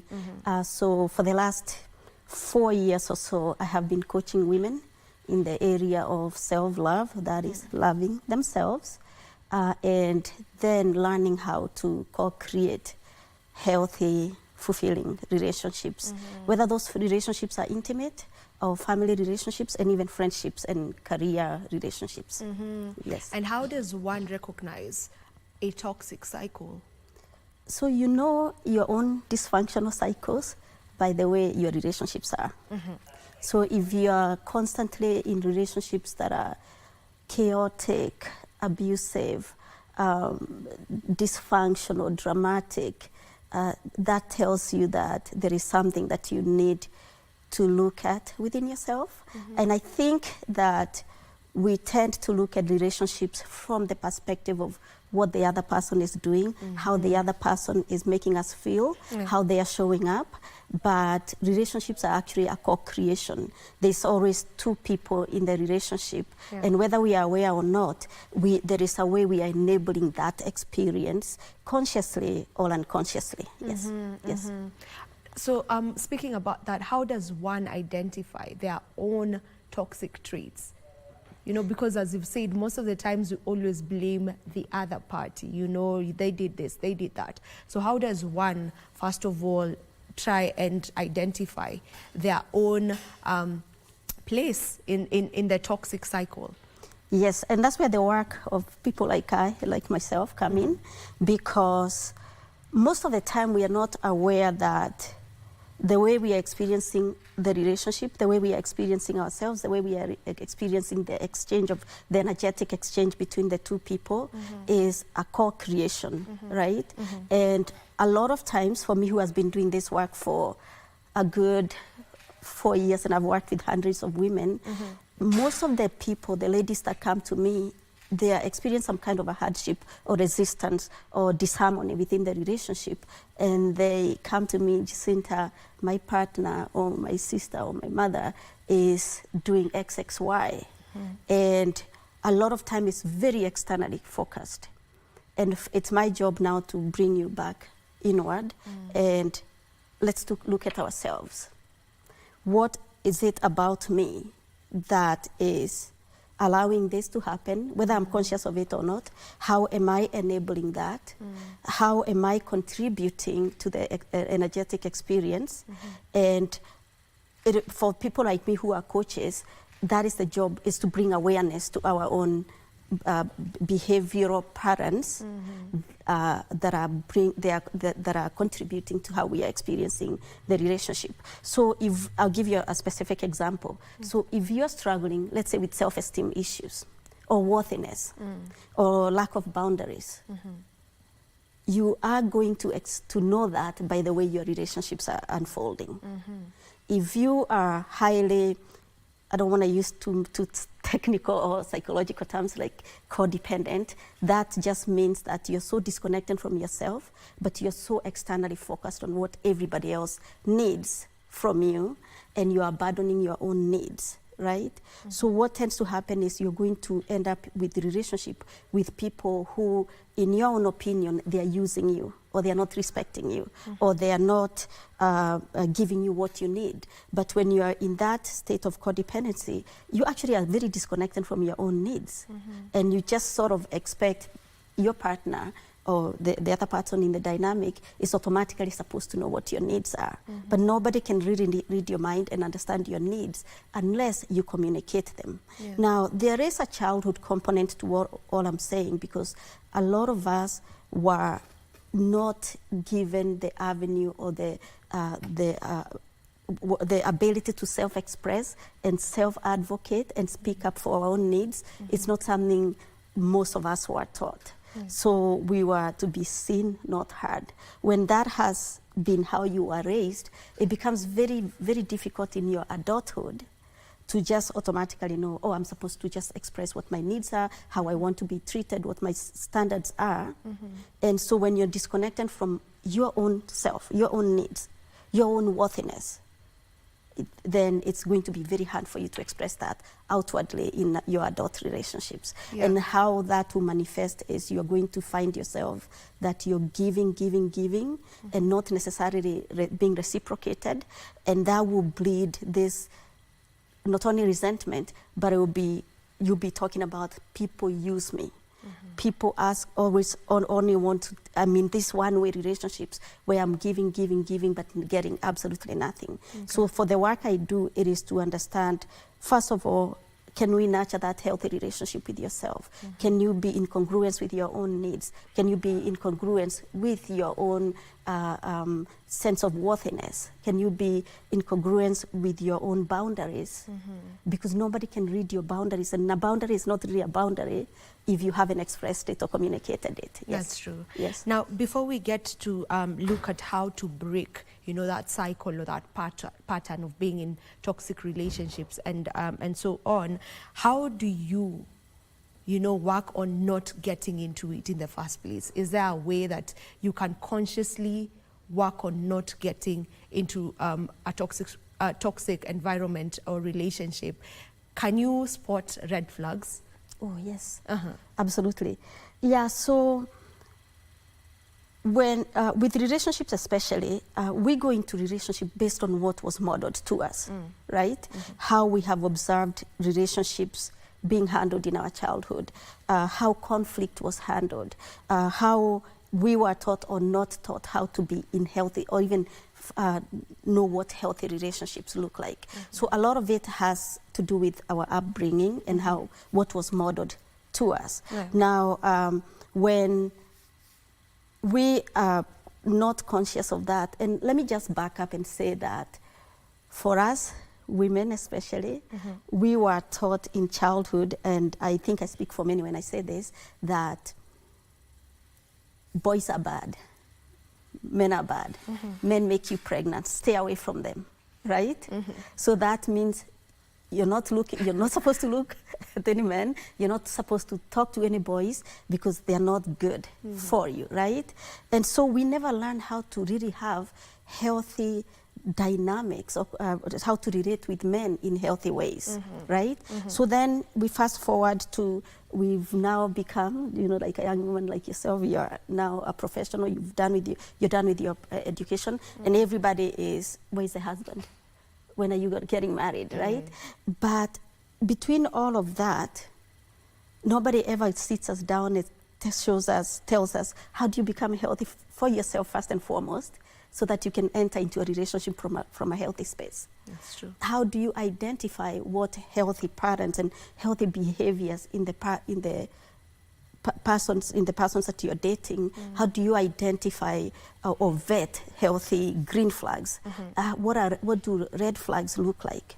So I think there's a collective consciousness where we think that relationships are just about falling in love, and love will conquer it all. But that is actually not true. You can be in love, and two people can love each other, yet not be healthy for each other, yet not be healthy independently, right? Yet have a lot of childhood traumas they haven't healed. And all of that is going to come to fruition inside a relationship. There is nothing that triggers our unhealed parts more than intimate relationships especially. Just because of the emotional output that is involved in them. So if I come from a childhood that was very chaotic, very dysfunctional, abusive, and otherwise not where my emotional needs were not met, I am going to unconsciously bleed all of that onto my partner. And my partner is also coming with his own traumas, unmet needs, unfulfilled needs. And we look to each other to provide that. But if we are not equipped, it is just going to be a chaotic environment inside that home. Yes, yes. So how do you maintain healthy, relationships? I think maintaining healthy relationships requires two healthy partners. And this is where now the work of coaches and therapists and mental health professionals comes in. And I'm so happy to see that as a society now we are embracing therapy, we are embracing coaching, we are embracing mental health care, because all that is it helps us become healthy people for ourselves first and foremost. And that's where now the nurturing of the healthy relationship with yourself, and you're healing your childhood traumas, and healing whatever, being able to meet your own needs. That's where that comes in. And now if you have a partner who is also conscious and intentional about their own growth, more than likely you're being set up for success in a relationship. Otherwise, if we are not intentional about that, and we just think that falling in love with someone in and of itself, love as a feeling is enough, that is actually not even sufficient. And love is actually a verb, it's an action word. It's consistent actions, more than just a feeling, I love so-and-so, or so-and-so loves me. Yes. Yeah. Maybe what role does setting healthy boundaries play in avoiding or being able to break that toxic cycle? So boundaries are a huge part of healthy relationships. First of all, we gotta understand what boundaries are, right? Yeah. Boundaries are the parameters that we set around ourselves about how we want to be treated, how we want to feel in a relationship. Right? The standards we set for ourselves. But boundaries are not just about me. The other person also has boundaries, right? Yeah. That I need to also respect and honor, because if we don't have those parameters for ourselves and respect the parameters for the other person, and then for the union of the relationship itself, set boundaries around that container of a relationship, you're not going to have healthy relationships. So within the container of the relationship, if it's me and my husband, then we have myself. I gotta be healthy for me, right? First and foremost, and then to show up healthy in the relationship. He has to do the same for himself. Those are two. There's always three people in a relationship. There's him, there's her, and then there is the relationship itself, right? So if I work on myself to be healthy, set those boundaries, love who I am first and foremost before anybody else can love me. And then he has the same, and then we come in that union of the relationship. We also have to respect that relationship. A lot of times, and especially in from the context of our Kenyan family or African family, there is so many stakeholders that are usually involved in our relationships, our marriages. There's our family of origin, our in-law families. And if the two people that are in the relationship are not protective of the relationship and respectful of the relationships, then you have too many people in the relationship, too many voices. And that is never really a way to cultivate a healthy, long-lasting relationship. So I think boundaries are a huge part of it. You got to understand what they are, how to set them. You have to deal with the fact that when you set boundaries, people get triggered at first when you start setting those parameters for the people you love and care about, and especially those who you never set standards for. So if you start telling them, no, this is my new way of being, these are my new parameters, people get entitled and they get triggered and they will project that on you. So you gotta be able to deal with that. Then there are those who benefited from you not having boundaries, and they are going to feel some type of way when you start telling them, oh, the old Vivian no longer exists, then the old Vivian now, this is how she's showing up. This is what I can or cannot do. And just nurturing a healthy relationship with the word no, that it takes you a long ways to co-creating those healthy relationships with everybody in your life. Yes. Now, just from you speaking, someone might feel like it's so easy to get out of a toxic cycle or pattern, but sometimes it's not really as easy. You know, we've heard of stories of so many people, say women and some men as well, who are in relationships that are very, very toxic, and it's not easy to break that cycle. It's not easy to come out of, you know, that toxic environment. You know, there's the Stockholm syndrome where you're so used to it, so you're in it and you don't see, you know, if it is a problem really. So what are the steps maybe to get out of a toxic cycle? So the first step is the being aware. Because when you are in a situation that is toxic, you will know everything in your life will tell you, everything in you will tell you that you're not, this is not healthy. Because our intuitive side, our intuition tells us when we are in dangerous situations, when we are in an unhealthy relationship. So just being aware is the first step. Number two, being comfortable and courageous enough to go seek help. That is talking to a mental health professional or a relationship counselor or a coach or a therapist. That's the next step. The other part of it is understanding the inner workings of a relationship. You mentioned Stockholm syndrome, and I think we tend to, with the best of intentions, tell people who are in toxic, abusive relationships, oh, you just have to love yourself enough to walk away. Yes, there's truth to that, but the actual steps, the actual doing of living is a little bit more complex because, as you said, there is the attachments, the toxic attachment, the bond, that bond of the Stockholm syndrome that you mentioned, or the trauma bonding, and these bonds are very, very addictive, right? Because when we get into a relationship, and especially the romance part of it, the infatuation part of it, where we are falling in love, it is not just a cognitive or intellectual thing. There is brain chemicals that are being produced by the body. There is the dopamine, the oxytocin, the PEA, the bonding hormones, and they can flood our bodies. And that's where that feeling of intense love and intense chemistry comes in, right?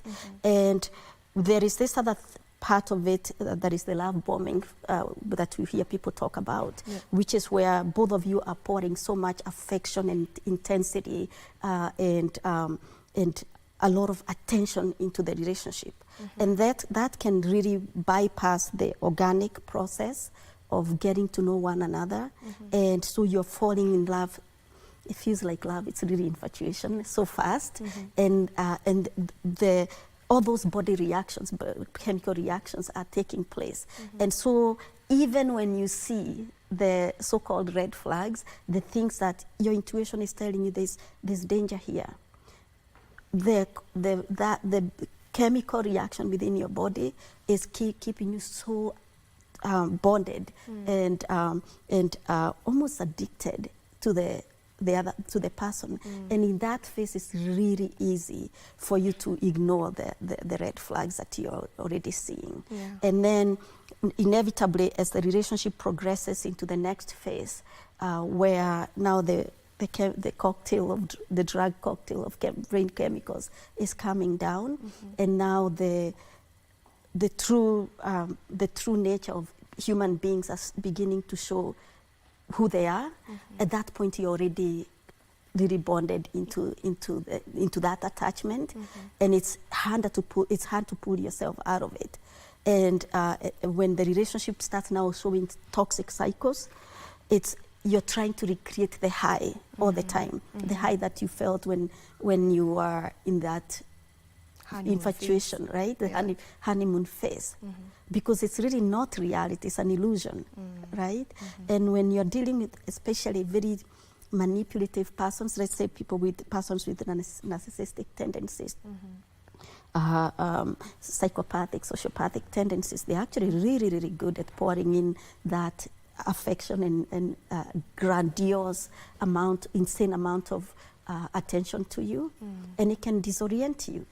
So, and it feels good at the beginning. So when the abuse or the gaslighting and all these other things start happening, you're already in so deep And now because they're doing things that are not making you feel too good about yourself, your body is also producing the stress hormone, what do you call it now? I can't even think. The stress hormone that makes you now want to chase the high that you felt. Yeah. And even when other people are telling you that this is not healthy for you, you can't see it because you're in these cycles. And that's where now the Stockholm syndrome you're talking about comes in. We also can become very protective of the very person that is abusing us, because you are attached, you are addicted to that person. It's called love addiction, right? So it becomes really hard because you're being pulled towards the same person. Common sense is telling you, I need to get out of this. But there's so much reaction going on inside of your body, and you're already so addicted to this person that you're actually protective of them. Yeah, so how do you break yourself out of that?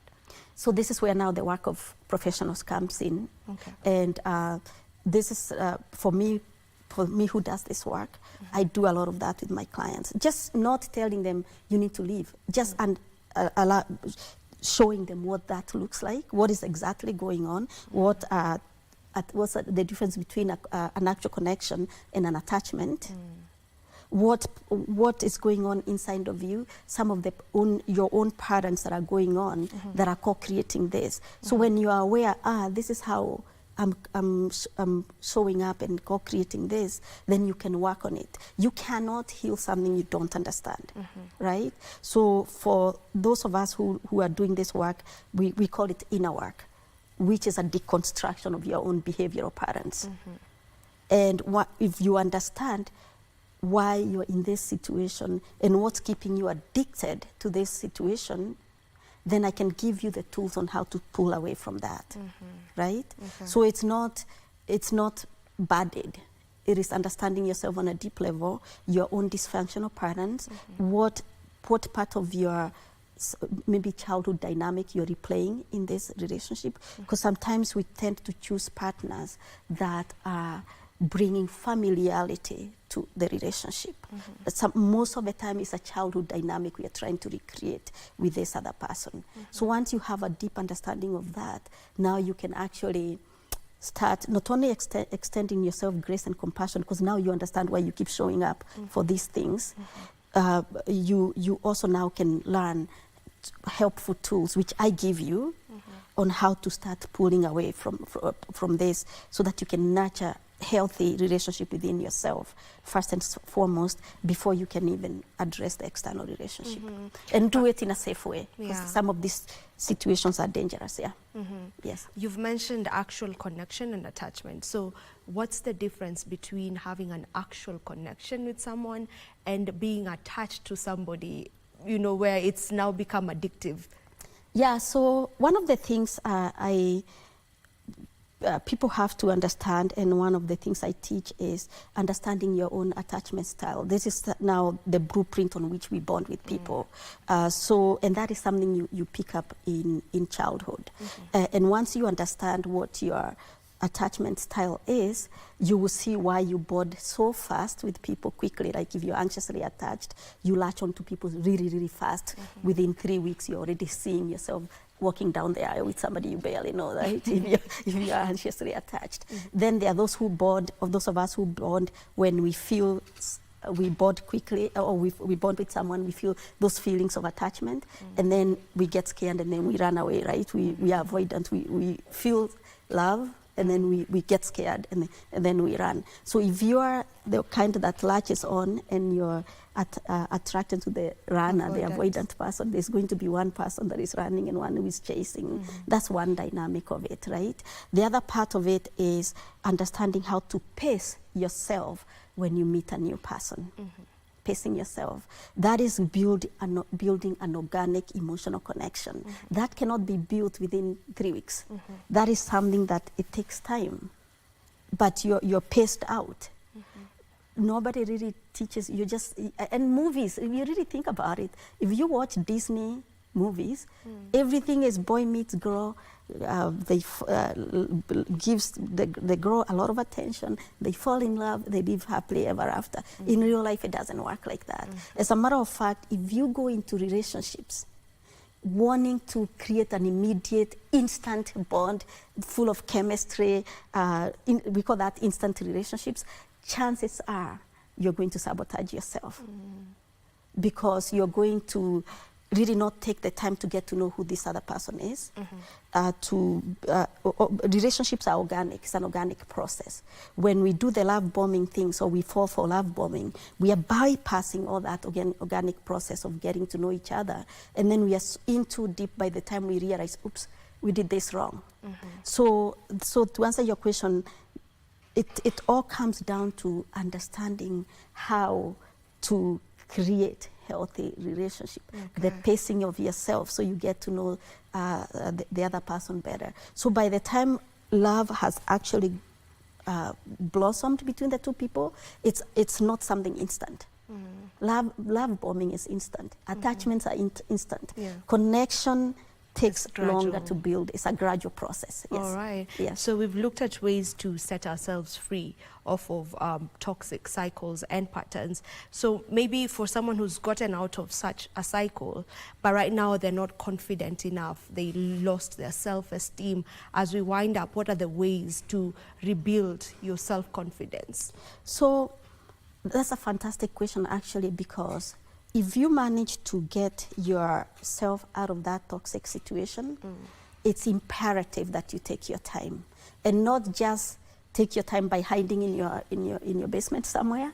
You take the time to heal, because relationships that are toxic, you collect a lot of trauma. They're traumatic. So you have to be intentional about healing the relational trauma, because I don't care if you hold off for 5-10 years and we say time heals everything. It doesn't. Intentional actions heal, right? So it's imperative that you don't jump from one relationship to the other. It's important that you take the time to understand, how did I get here in the first place? And what did that do to me? Physiologically, mentally, emotionally, what did that do to me? There's a doctor I follow, his name is Dr. Gabor Mate, and he says, trauma is not what happens to us. It is what happens inside of us as a result of what happened to us. So toxic relationships definitely leave a lot of trauma in us. And when you don't work with a professional to release that, even if you wait 10 years, 5 years before you jump into the dating scene again, all that is going to be activated in the next relationship. It's inside of you. They say the body keeps the score, or the body remembers what the mind forgets. And there is nothing that activates that more than being in a new relationship. So it's imperative that you heal that relationship with yourself first. Be alone for some time to do your work. And understand how to get yourself emotionally, physiologically, mentally ready for the next relationship, so you're not bleeding that. And also you're attracting the right kind of partner, because we attract what we are, not what we want. All right. As we wind up, if you can just give us your parting shots. So, ladies and gentlemen, I think that in this time where we are talking about men are this, women are this, there's a lot of this back and forth, talking at each other. And that really doesn't help us in relationships. It really doesn't.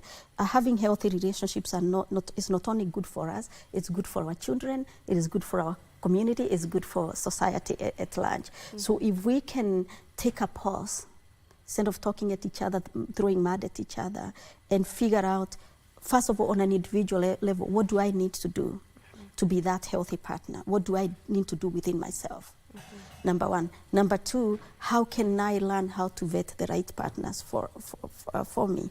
And then how can I extend the other person grace? Because they also come with lived experiences, right? So when we approach relationships from a place of grace and compassion and seeing each other, I think we have a higher chance of creating healthy relationships. But more importantly, we need to be intentional about breaking some of these cycles. And I think we are the generation of cycle breakers. Absolutely. Yes. Thank you so much for gracing our show today. Thank you for having me. All right, that was Jacinta Mutonga, and our topic of discussion was getting out of toxic cycles, and I believe that you have gotten to pick a thing or two from the conversation. Don't you go too far. I'll be back with yet another conversation.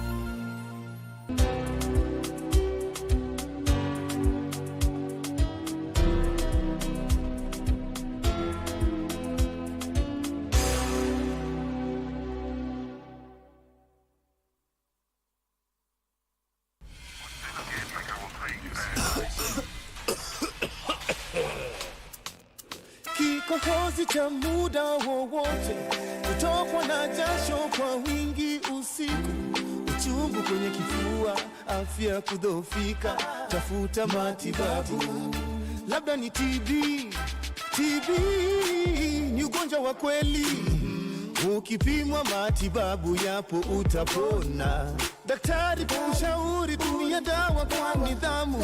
Elimu tupashane tupige vita TB. Mwa TB waishi poa.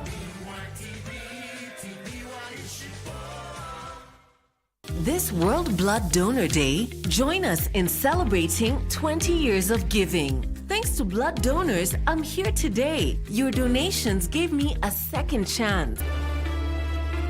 Kesho ndio yule mjinga atajua kwamba mimi Mbura ni kijana wa chifu Dani na kiongozi mtarajiwa wa kisiwa hiki cha Funzi. Hasira ni ujinga, Mbura. Wewe ni muuaji. Umenisikia? Kwa nini kumzamisha Mbura baharini? This message is brought to you by the Kenya Blood Transfusion and Transplant Service.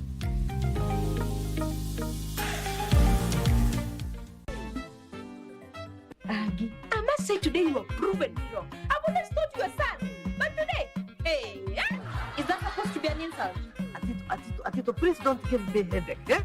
You know where the rings of this is, so please zip a churi. For both your sake, I pray that your new boyfriend is better than Sakai. Of course he is. Plus he has already finished college. Is he working? Yes, at a local Kimbility factory. Miss, you know him? Of course I do. We work together and you love it, isn't it? You work with him and you've never mentioned... We work together with you. We do? Yes, of course.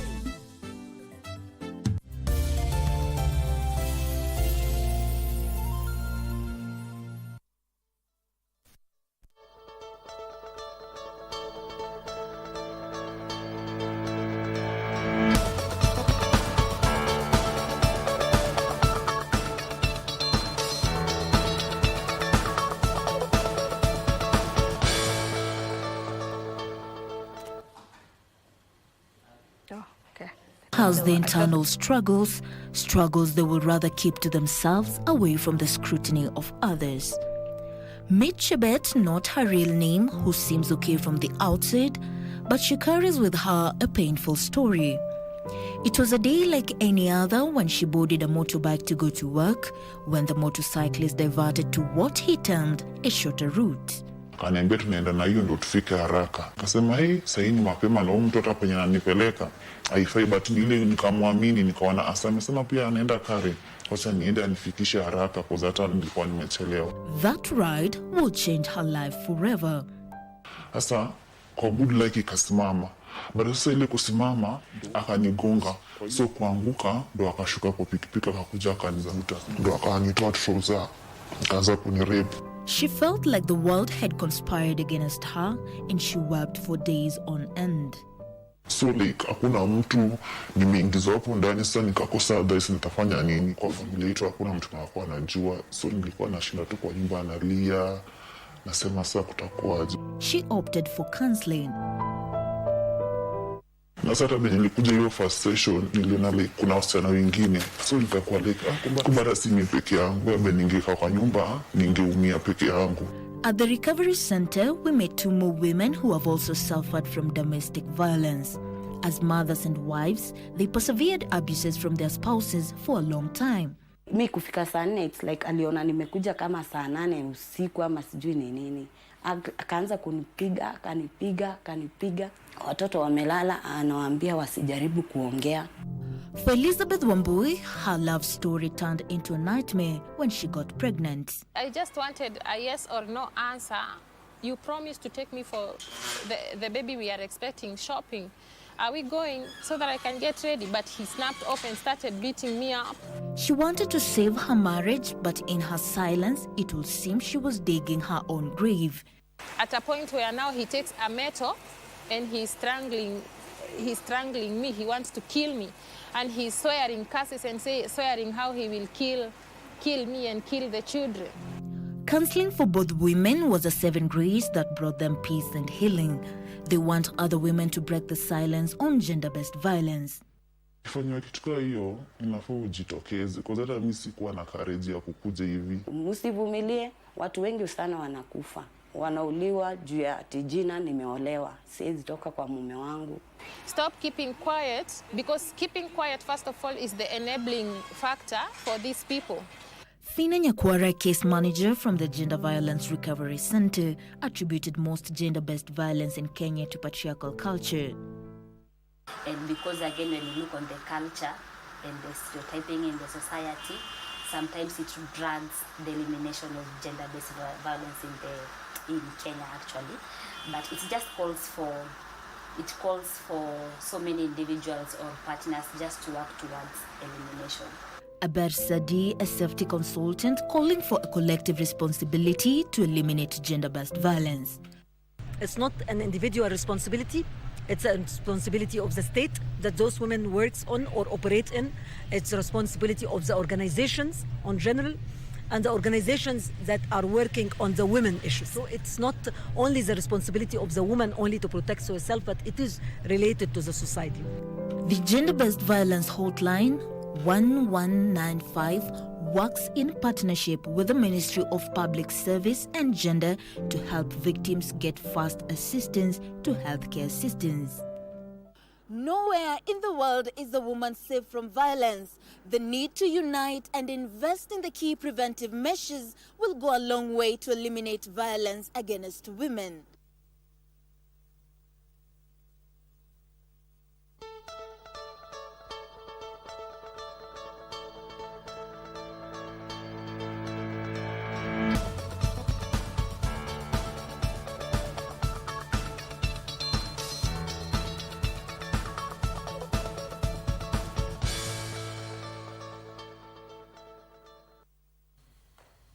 All right, and now from that gender-based violence feature, we now get into a totally different conversation, and today we will be looking at the Inspire Me Conference 2024 and generally look at women in business and women-led businesses. And joining me for this particular conversation on my immediate right is Mkamboi Mwakale, who is the founder, Saru Organics. And my far right, we have Joyce Wanjiko. Joyce Wanjiko is SME Business Development Manager, Women Banking, ABSA, Kenya. Welcome to the show, ladies. Thank you. Thank you. All right, if we may start by you defining to us what Inspire Me Conference 2024 is all about. Joyce. Okay. Thank you for having us this morning. ABSA Inspire Me Conference is an initiative of ABSA banks, countries that have the Women in Business proposition. Mm-hmm. Started in 2021. This initiative is to bring together women in entrepreneurs in one room, an initiative driving entrepreneurs to bring them together to support their enterprises to scale. This conference brings in different aspects. There are different concepts within this entrepreneurs conference, where we look at empowering the entrepreneurs on all levels, whether financial and non-financial bit. So in this year's conference, we are looking to bring together 1,000 women in the room, and also virtual attenders. So in total, we look to bring together 10,000 women entrepreneurs. What are we looking to support them with? This is business-based information. We're also looking at bringing together women from across different markets within Africa. This year's conference is also supported by partners, and through these partners we have buyers. So we are looking to give the entrepreneurs business linkages, not only to interact with each other within our country, Kenya, but within other 7 countries that are in the room today. So we have also different markets out there, a marketplace where the entrepreneurs are able to showcase what they are bringing to the conference, and also showcase what are they doing in their different areas of enterprises within their countries. We are also having bilateral talks within these other countries, whether with the chambers of commerce, whether with the buyers and the sellers in these other countries.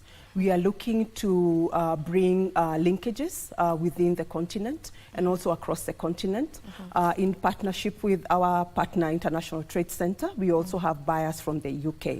So these buyers have come to Kenya to look for new businesses. This initiative is a testament of our commitment as Absa Bank of supporting 1 million women entrepreneurs to support their enterprises to scale, whether financial services and non-financial services. And that's why we bring together these conferences every year. Last year, we did this conference in Ghana. We had some of our entrepreneurs going to Ghana, showcasing their products, showcasing their services. And we have seen tremendous growth and tremendous impact from these conferences every year. So this being the 4th year running, it's bigger and better, bigger markets in the room, bigger audience, physically and virtually. We are also looking to bringing thought leaders in their different sectors for networking opportunities. Entrepreneurs don't need to go through some experiences for them to learn. I know we say we learn through experiences, but another lady, another entrepreneur has already paid the price for you. So being in this conference, they'll share what they have learned, they'll share the challenges, they'll share other areas that they've been able to conquer, and that gives another entrepreneur, a woman in business, the courage and the strength to push on despite the other challenges that they face. So we are looking to have their stories in the room because when we look at our purpose, and our commitment with our purpose as a bank, we look to empowering Africa's tomorrow together, one story at a time. So pushing every story at a time, because every story matters in their entrepreneurship journey. So hence this conference, and hence the conversations we've been having for the last one day yesterday and continuing today. Yeah. All right, so Mkamboi, you are the founder of Saru Organics. You're also part of the Inspire Me conference. But before we get to talk about the impact it has done to your business, you know, probably if you can just tell us what Saru Organics is all about and how it came to be. Wow, thank you for having us here. Saru Organics is a beauty hair care company.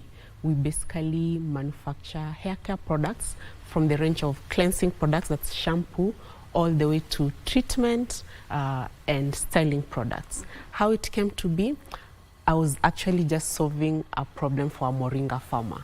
I met this moringa farmer, but he didn't have a beautiful story about his farming. He was like, I found these moringa trees.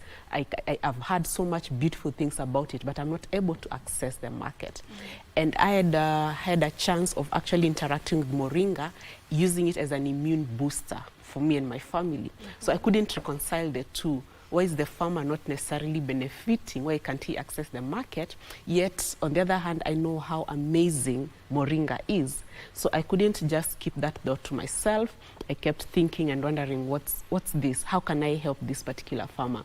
And through research on what moringa can do, I realized it's amazing for beauty, the seed oil from moringa. It has one of the highest moisturizing abilities. And you know, women, we are talking of dry scalp, dry skin, dry this. And I was like, this is something, if I can harness its potential benefits, then I would be able to solve this farmer's problem. And that's how Saru Organics came to be. All right. Maybe what's the most rewarding aspect for you, you know, being an entrepreneur? Solving a problem.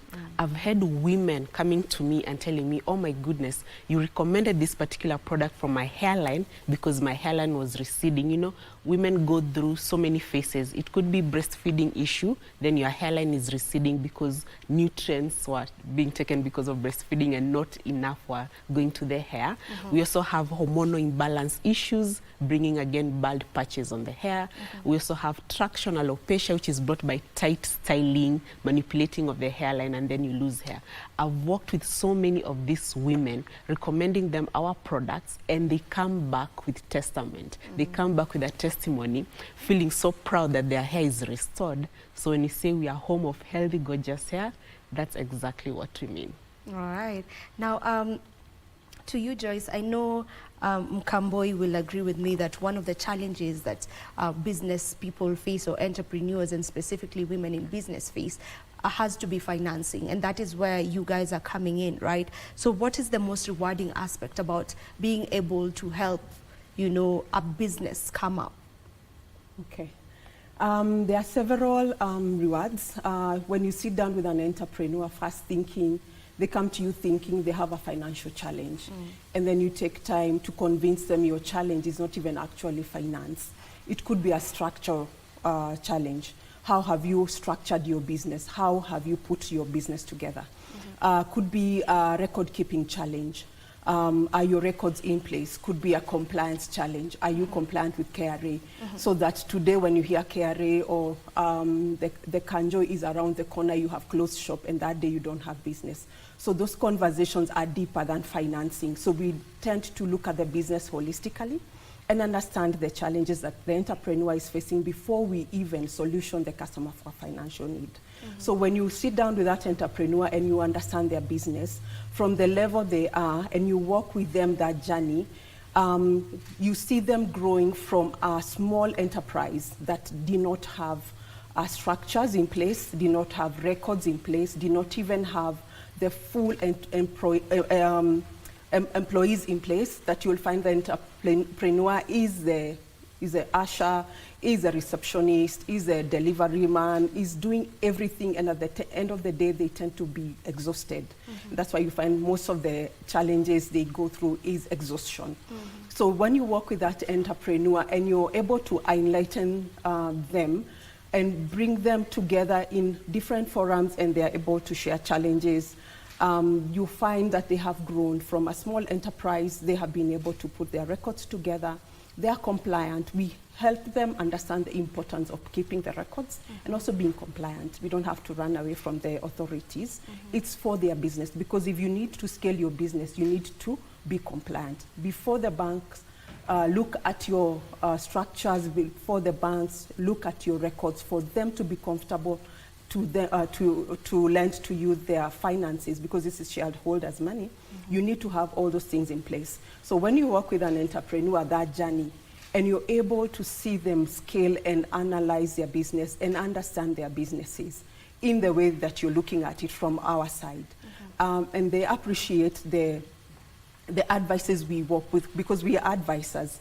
And you look at their different strategies that they have been put in place, from maybe a small enterprise to a big enterprise, from a startup now to a grown business, from the likes of Saru, when you see at the ideation level and you're able to support and you see their products in the market, I think that's the best reward. That when you walk to a supermarket and you find that product and you know, this is my customer, I've really worked with them this journey, and they have been able to even be compliant with KEBS, and their products is on the shelf. I think that those are some of the rewards that we take as bankers and as advisors. Now for you, Kamboi, you know, we've mentioned finances as one of the major challenges, and it's general, you know. Maybe are there any unique challenges that you face as a female in business? Well, yes, they are, and I would say access to markets. It's easier when you're beginning and you're just selling to your small circle of friends and small circle of family, because you're probably using WhatsApp, Facebook, social media. But a time comes when you need to grow, because you know that kind of selling will only keep you that small.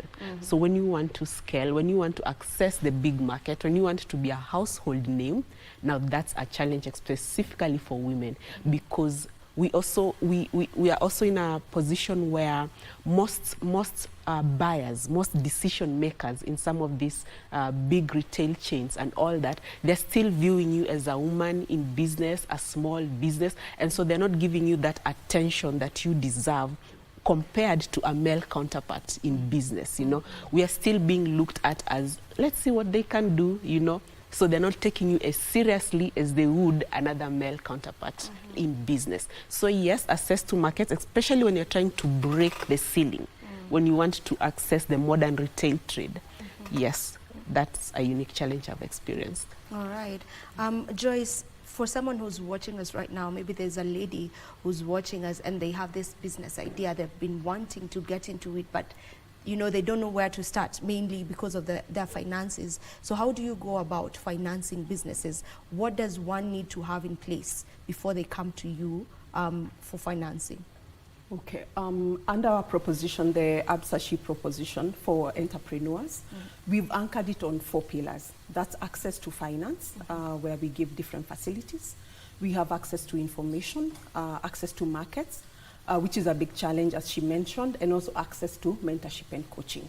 So for the small businesses, we understand they are at startup, at growth, at that ideation level.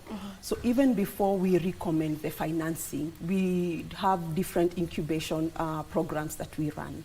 So we'll take them through the different programs that will help them structure and help them be credit ready.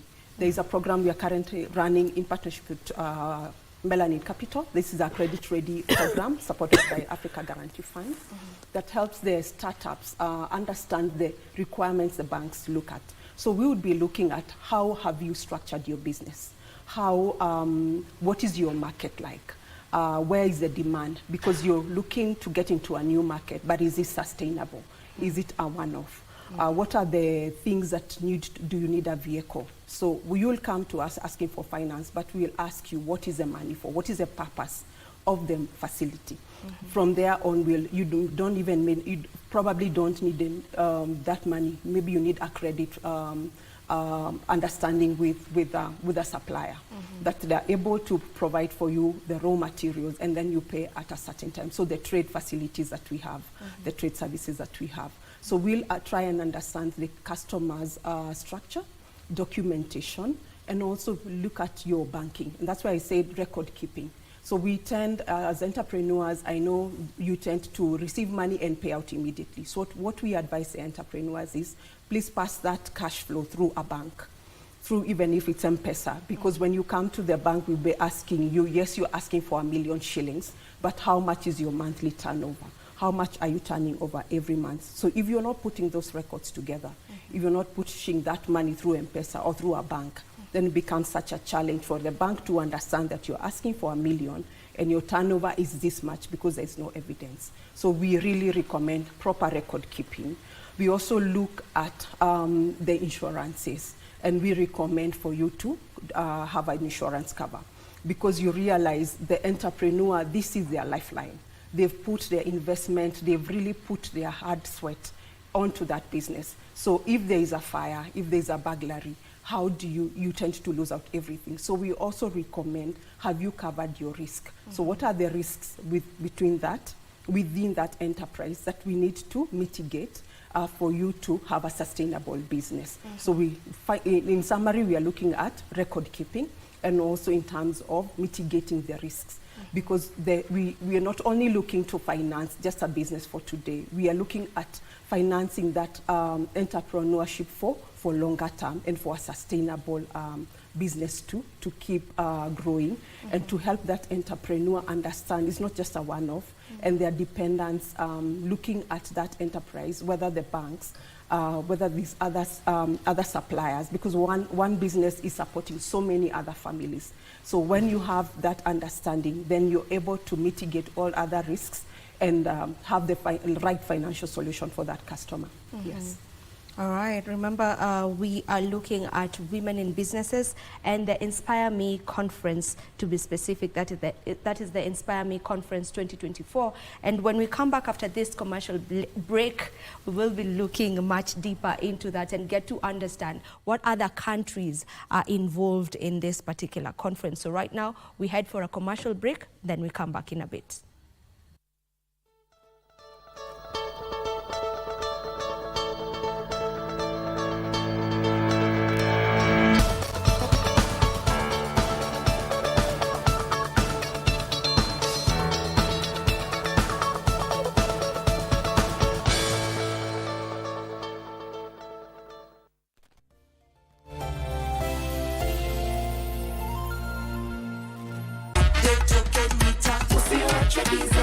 Unajua, token mita yako inahitaji system update.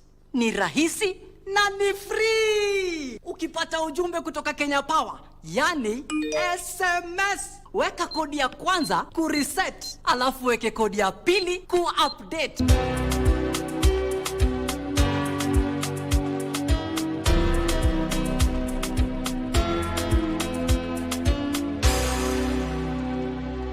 Update token mita yako. Ujumbe huu umeletwa kwako na Kenya Power and Lighting Company.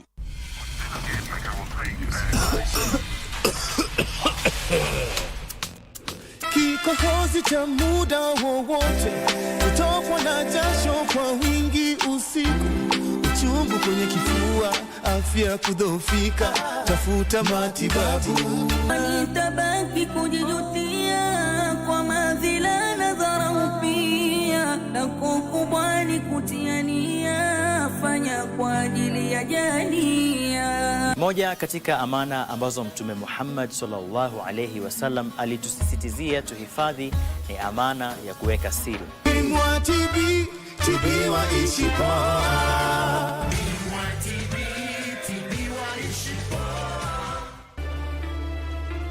Kesho ndio yule mjinga atajua kwamba mimi Mbura ni kijana wa chifu Dani na kiongozi mtarajiwa wa kisiwa hiki cha Funge.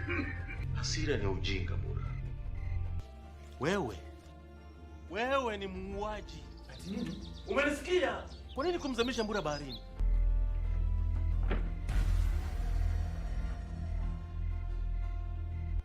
Ni nani kati yenu anataka kuachia mwenzake uongozi?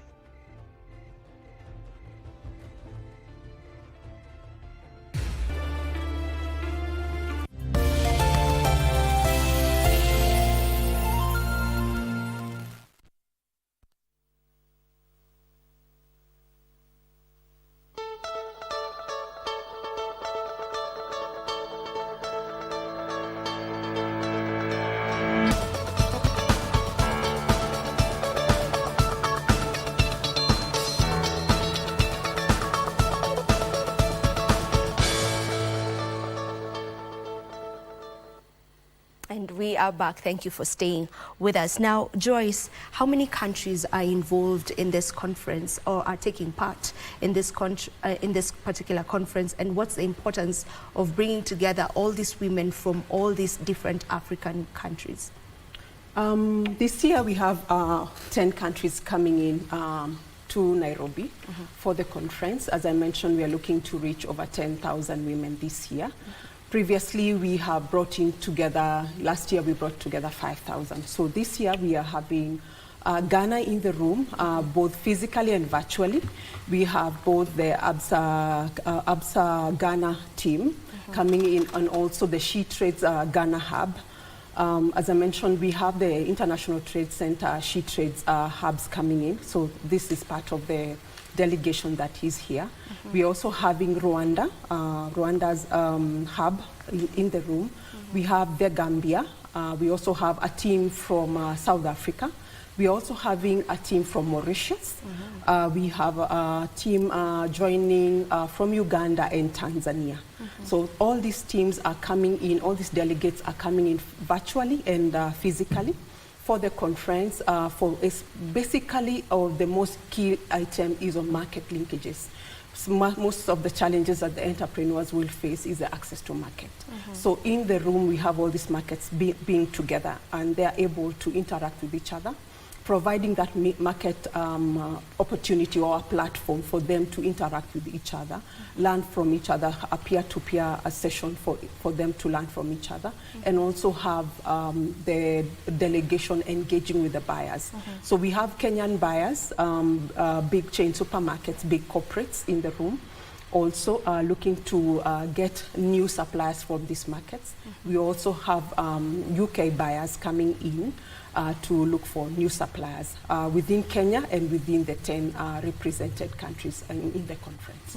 Yes. So the conference began in 2021. Yes. So this is your 2021, 22, 23, 24. Yes. This is the fourth year. Yeah, this is the fourth year. And Mkamboi, you've been to this conference since 2022. You know, how has that helped, you know, or assisted you in growing your business? Well, yes, 2022 was my very first Inspire Me conference. And I think what happened to me is first meeting all these serious business women in one room, you know, for somebody who is upcoming like me, because I'm growing into the business, and seeing faces of women that I have admired because of what they have been doing was just everything for me. You know, it's that moment of, wow, can I talk to you? How do you do this? And so it expanded my network. You know, I was able to even reach out to some and even share some of the challenges I'm facing, and they're able to advise, you know, while I was at that particular stage, this and this is what I was able to do and able to overcome that particular challenge. So just sitting in a room full of women who are doing serious businesses, women you've watched on TV, women you've watched on, you've read their articles on newspapers, and just having one-on-one with them, it was so inspiring and something that I've always looked forward to. So 2023, that was last year, we had an opportunity to actually travel to Ghana for the Inspire Me conference. And in Ghana, I had now another chance of looking at a different country, because in Kenya, I know how things run, but in Ghana, it's also a different mindset altogether, you know. And we had a chance of even visiting their factories and seeing, and in my case, I was able to do benchmarking and figuring out, how do you guys doing business? Do you prefer the modern trade, the traditional trade? Do you prefer just selling more yourself or using a distributor? And these are some of the things that I get to learn and compare from the different markets. Yeah, and this time it's way bigger. We're not just talking of Ghana and Kenya. We are having Mauritius, we are having Nigeria, we are having Zambia, we are having Gambia in the room. And I would say it's opening my mind. I'm networking. I've already made several good contacts. And as far as my business is concerned, we are exporting. We are having customers from Ghana buying directly from our website. And this is because of the conference last year. So she's mentioned about it being a great place for her to get to network, you know, and for other women in business to get to network. How important is networking, and how to go about building a strong support network?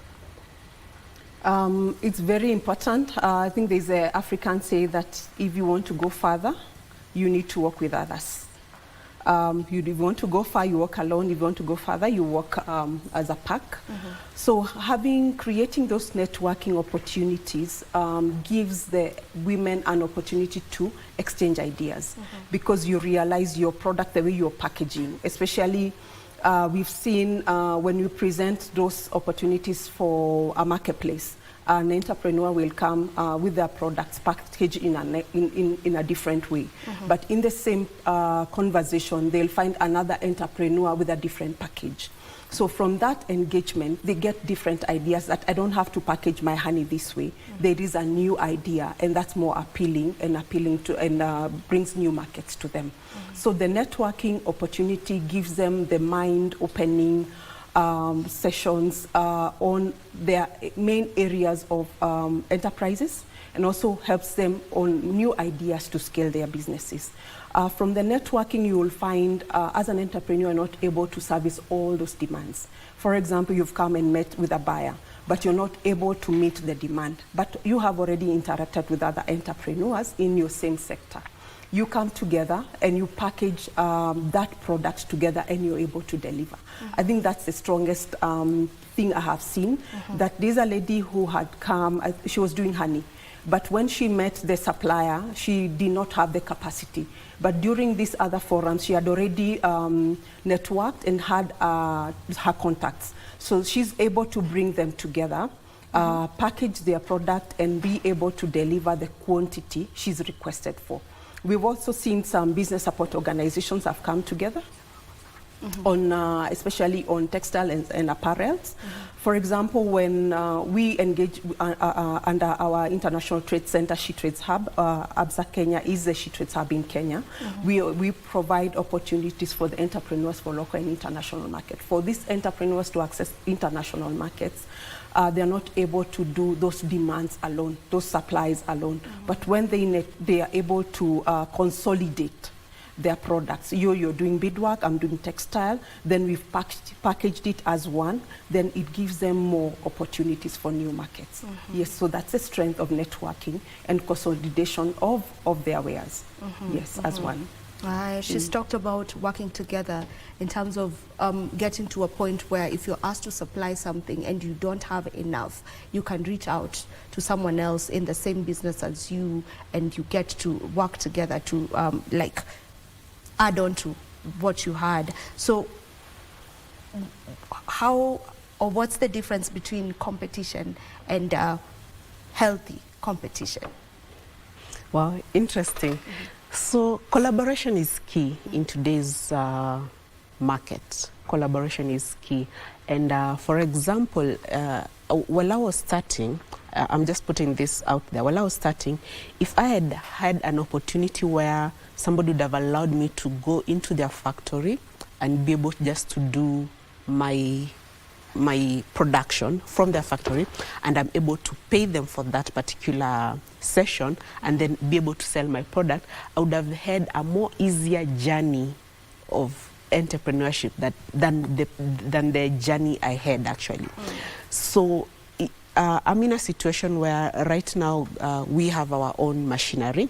I've had people coming to me, young entrepreneurs, upcoming entrepreneurs, women who are like, oh, Mkambwe, I have this idea. It's actually exactly like mine because they're doing hair care, they're doing beauty, they're doing lotions, they're doing that. And I just need you to just help me with the manufacturing aspect because I don't have the machinery.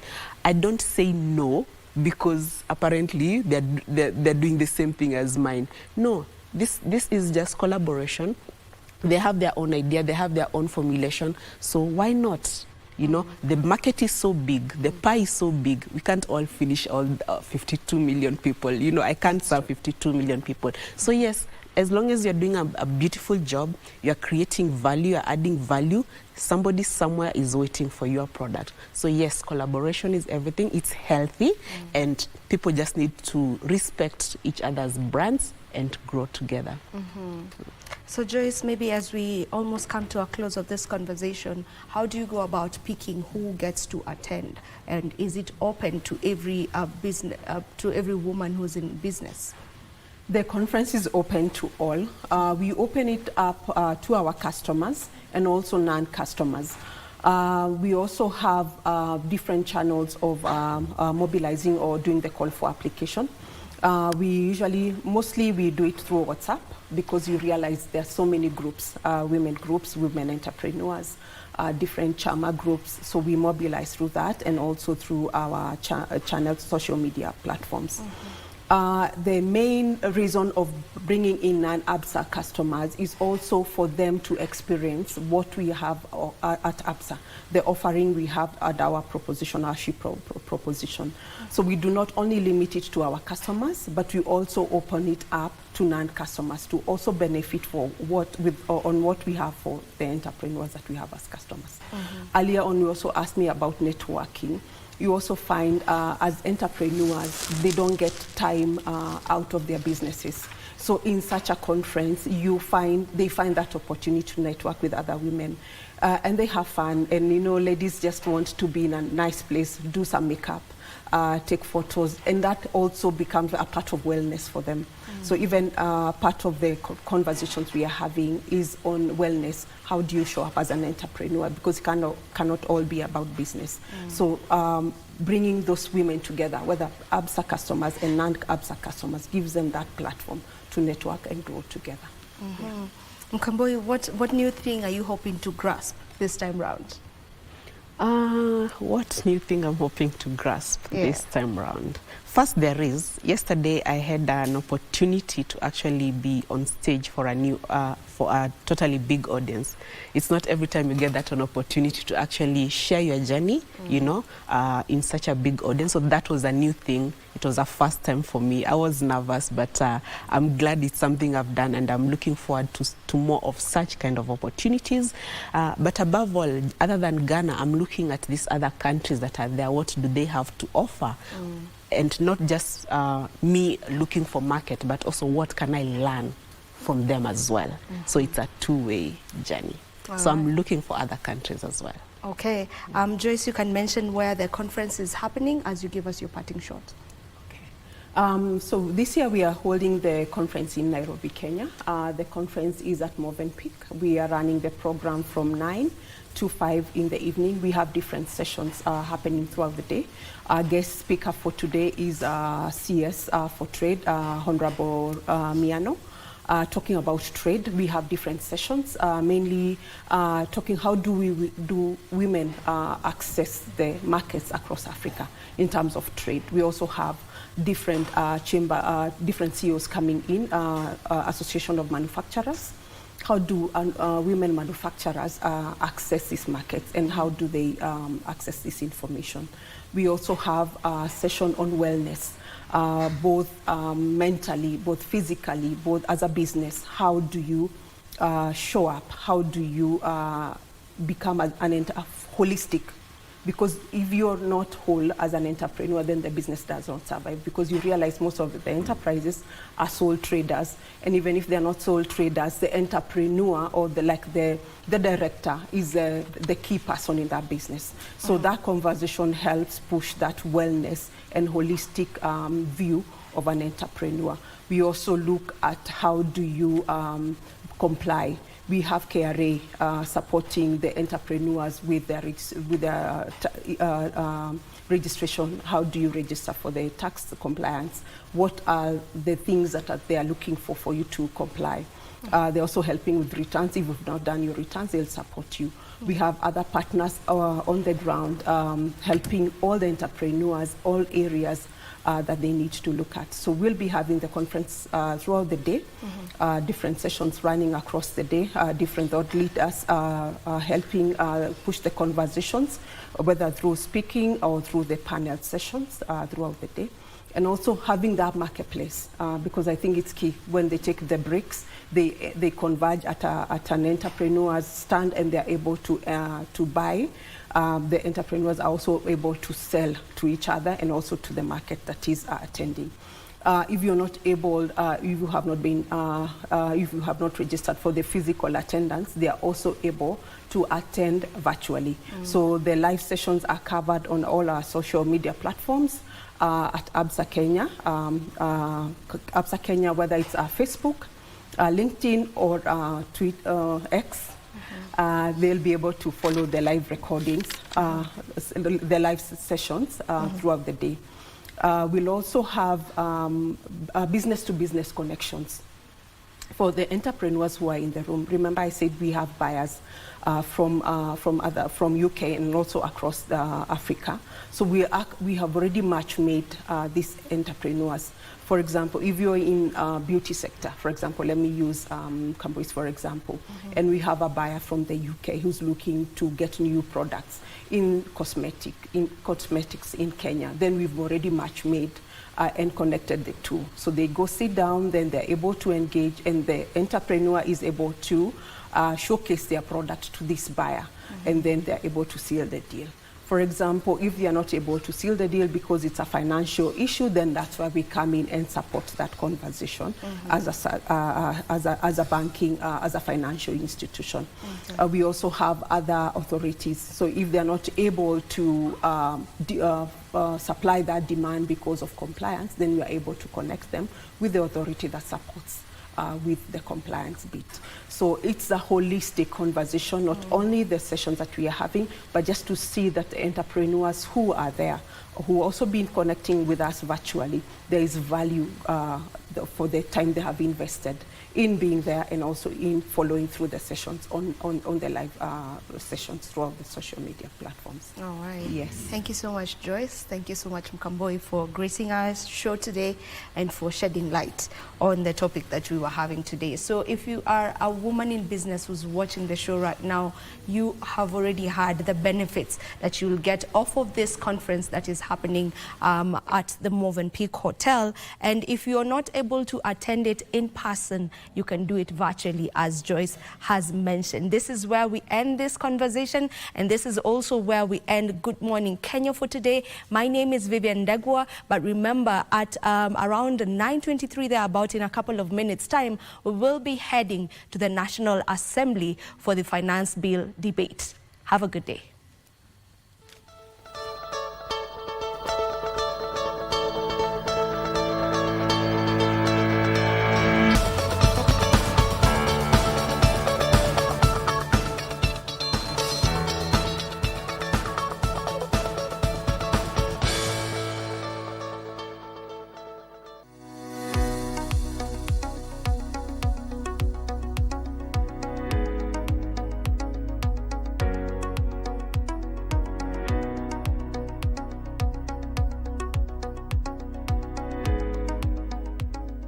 Sickle cell warrior, proud of it.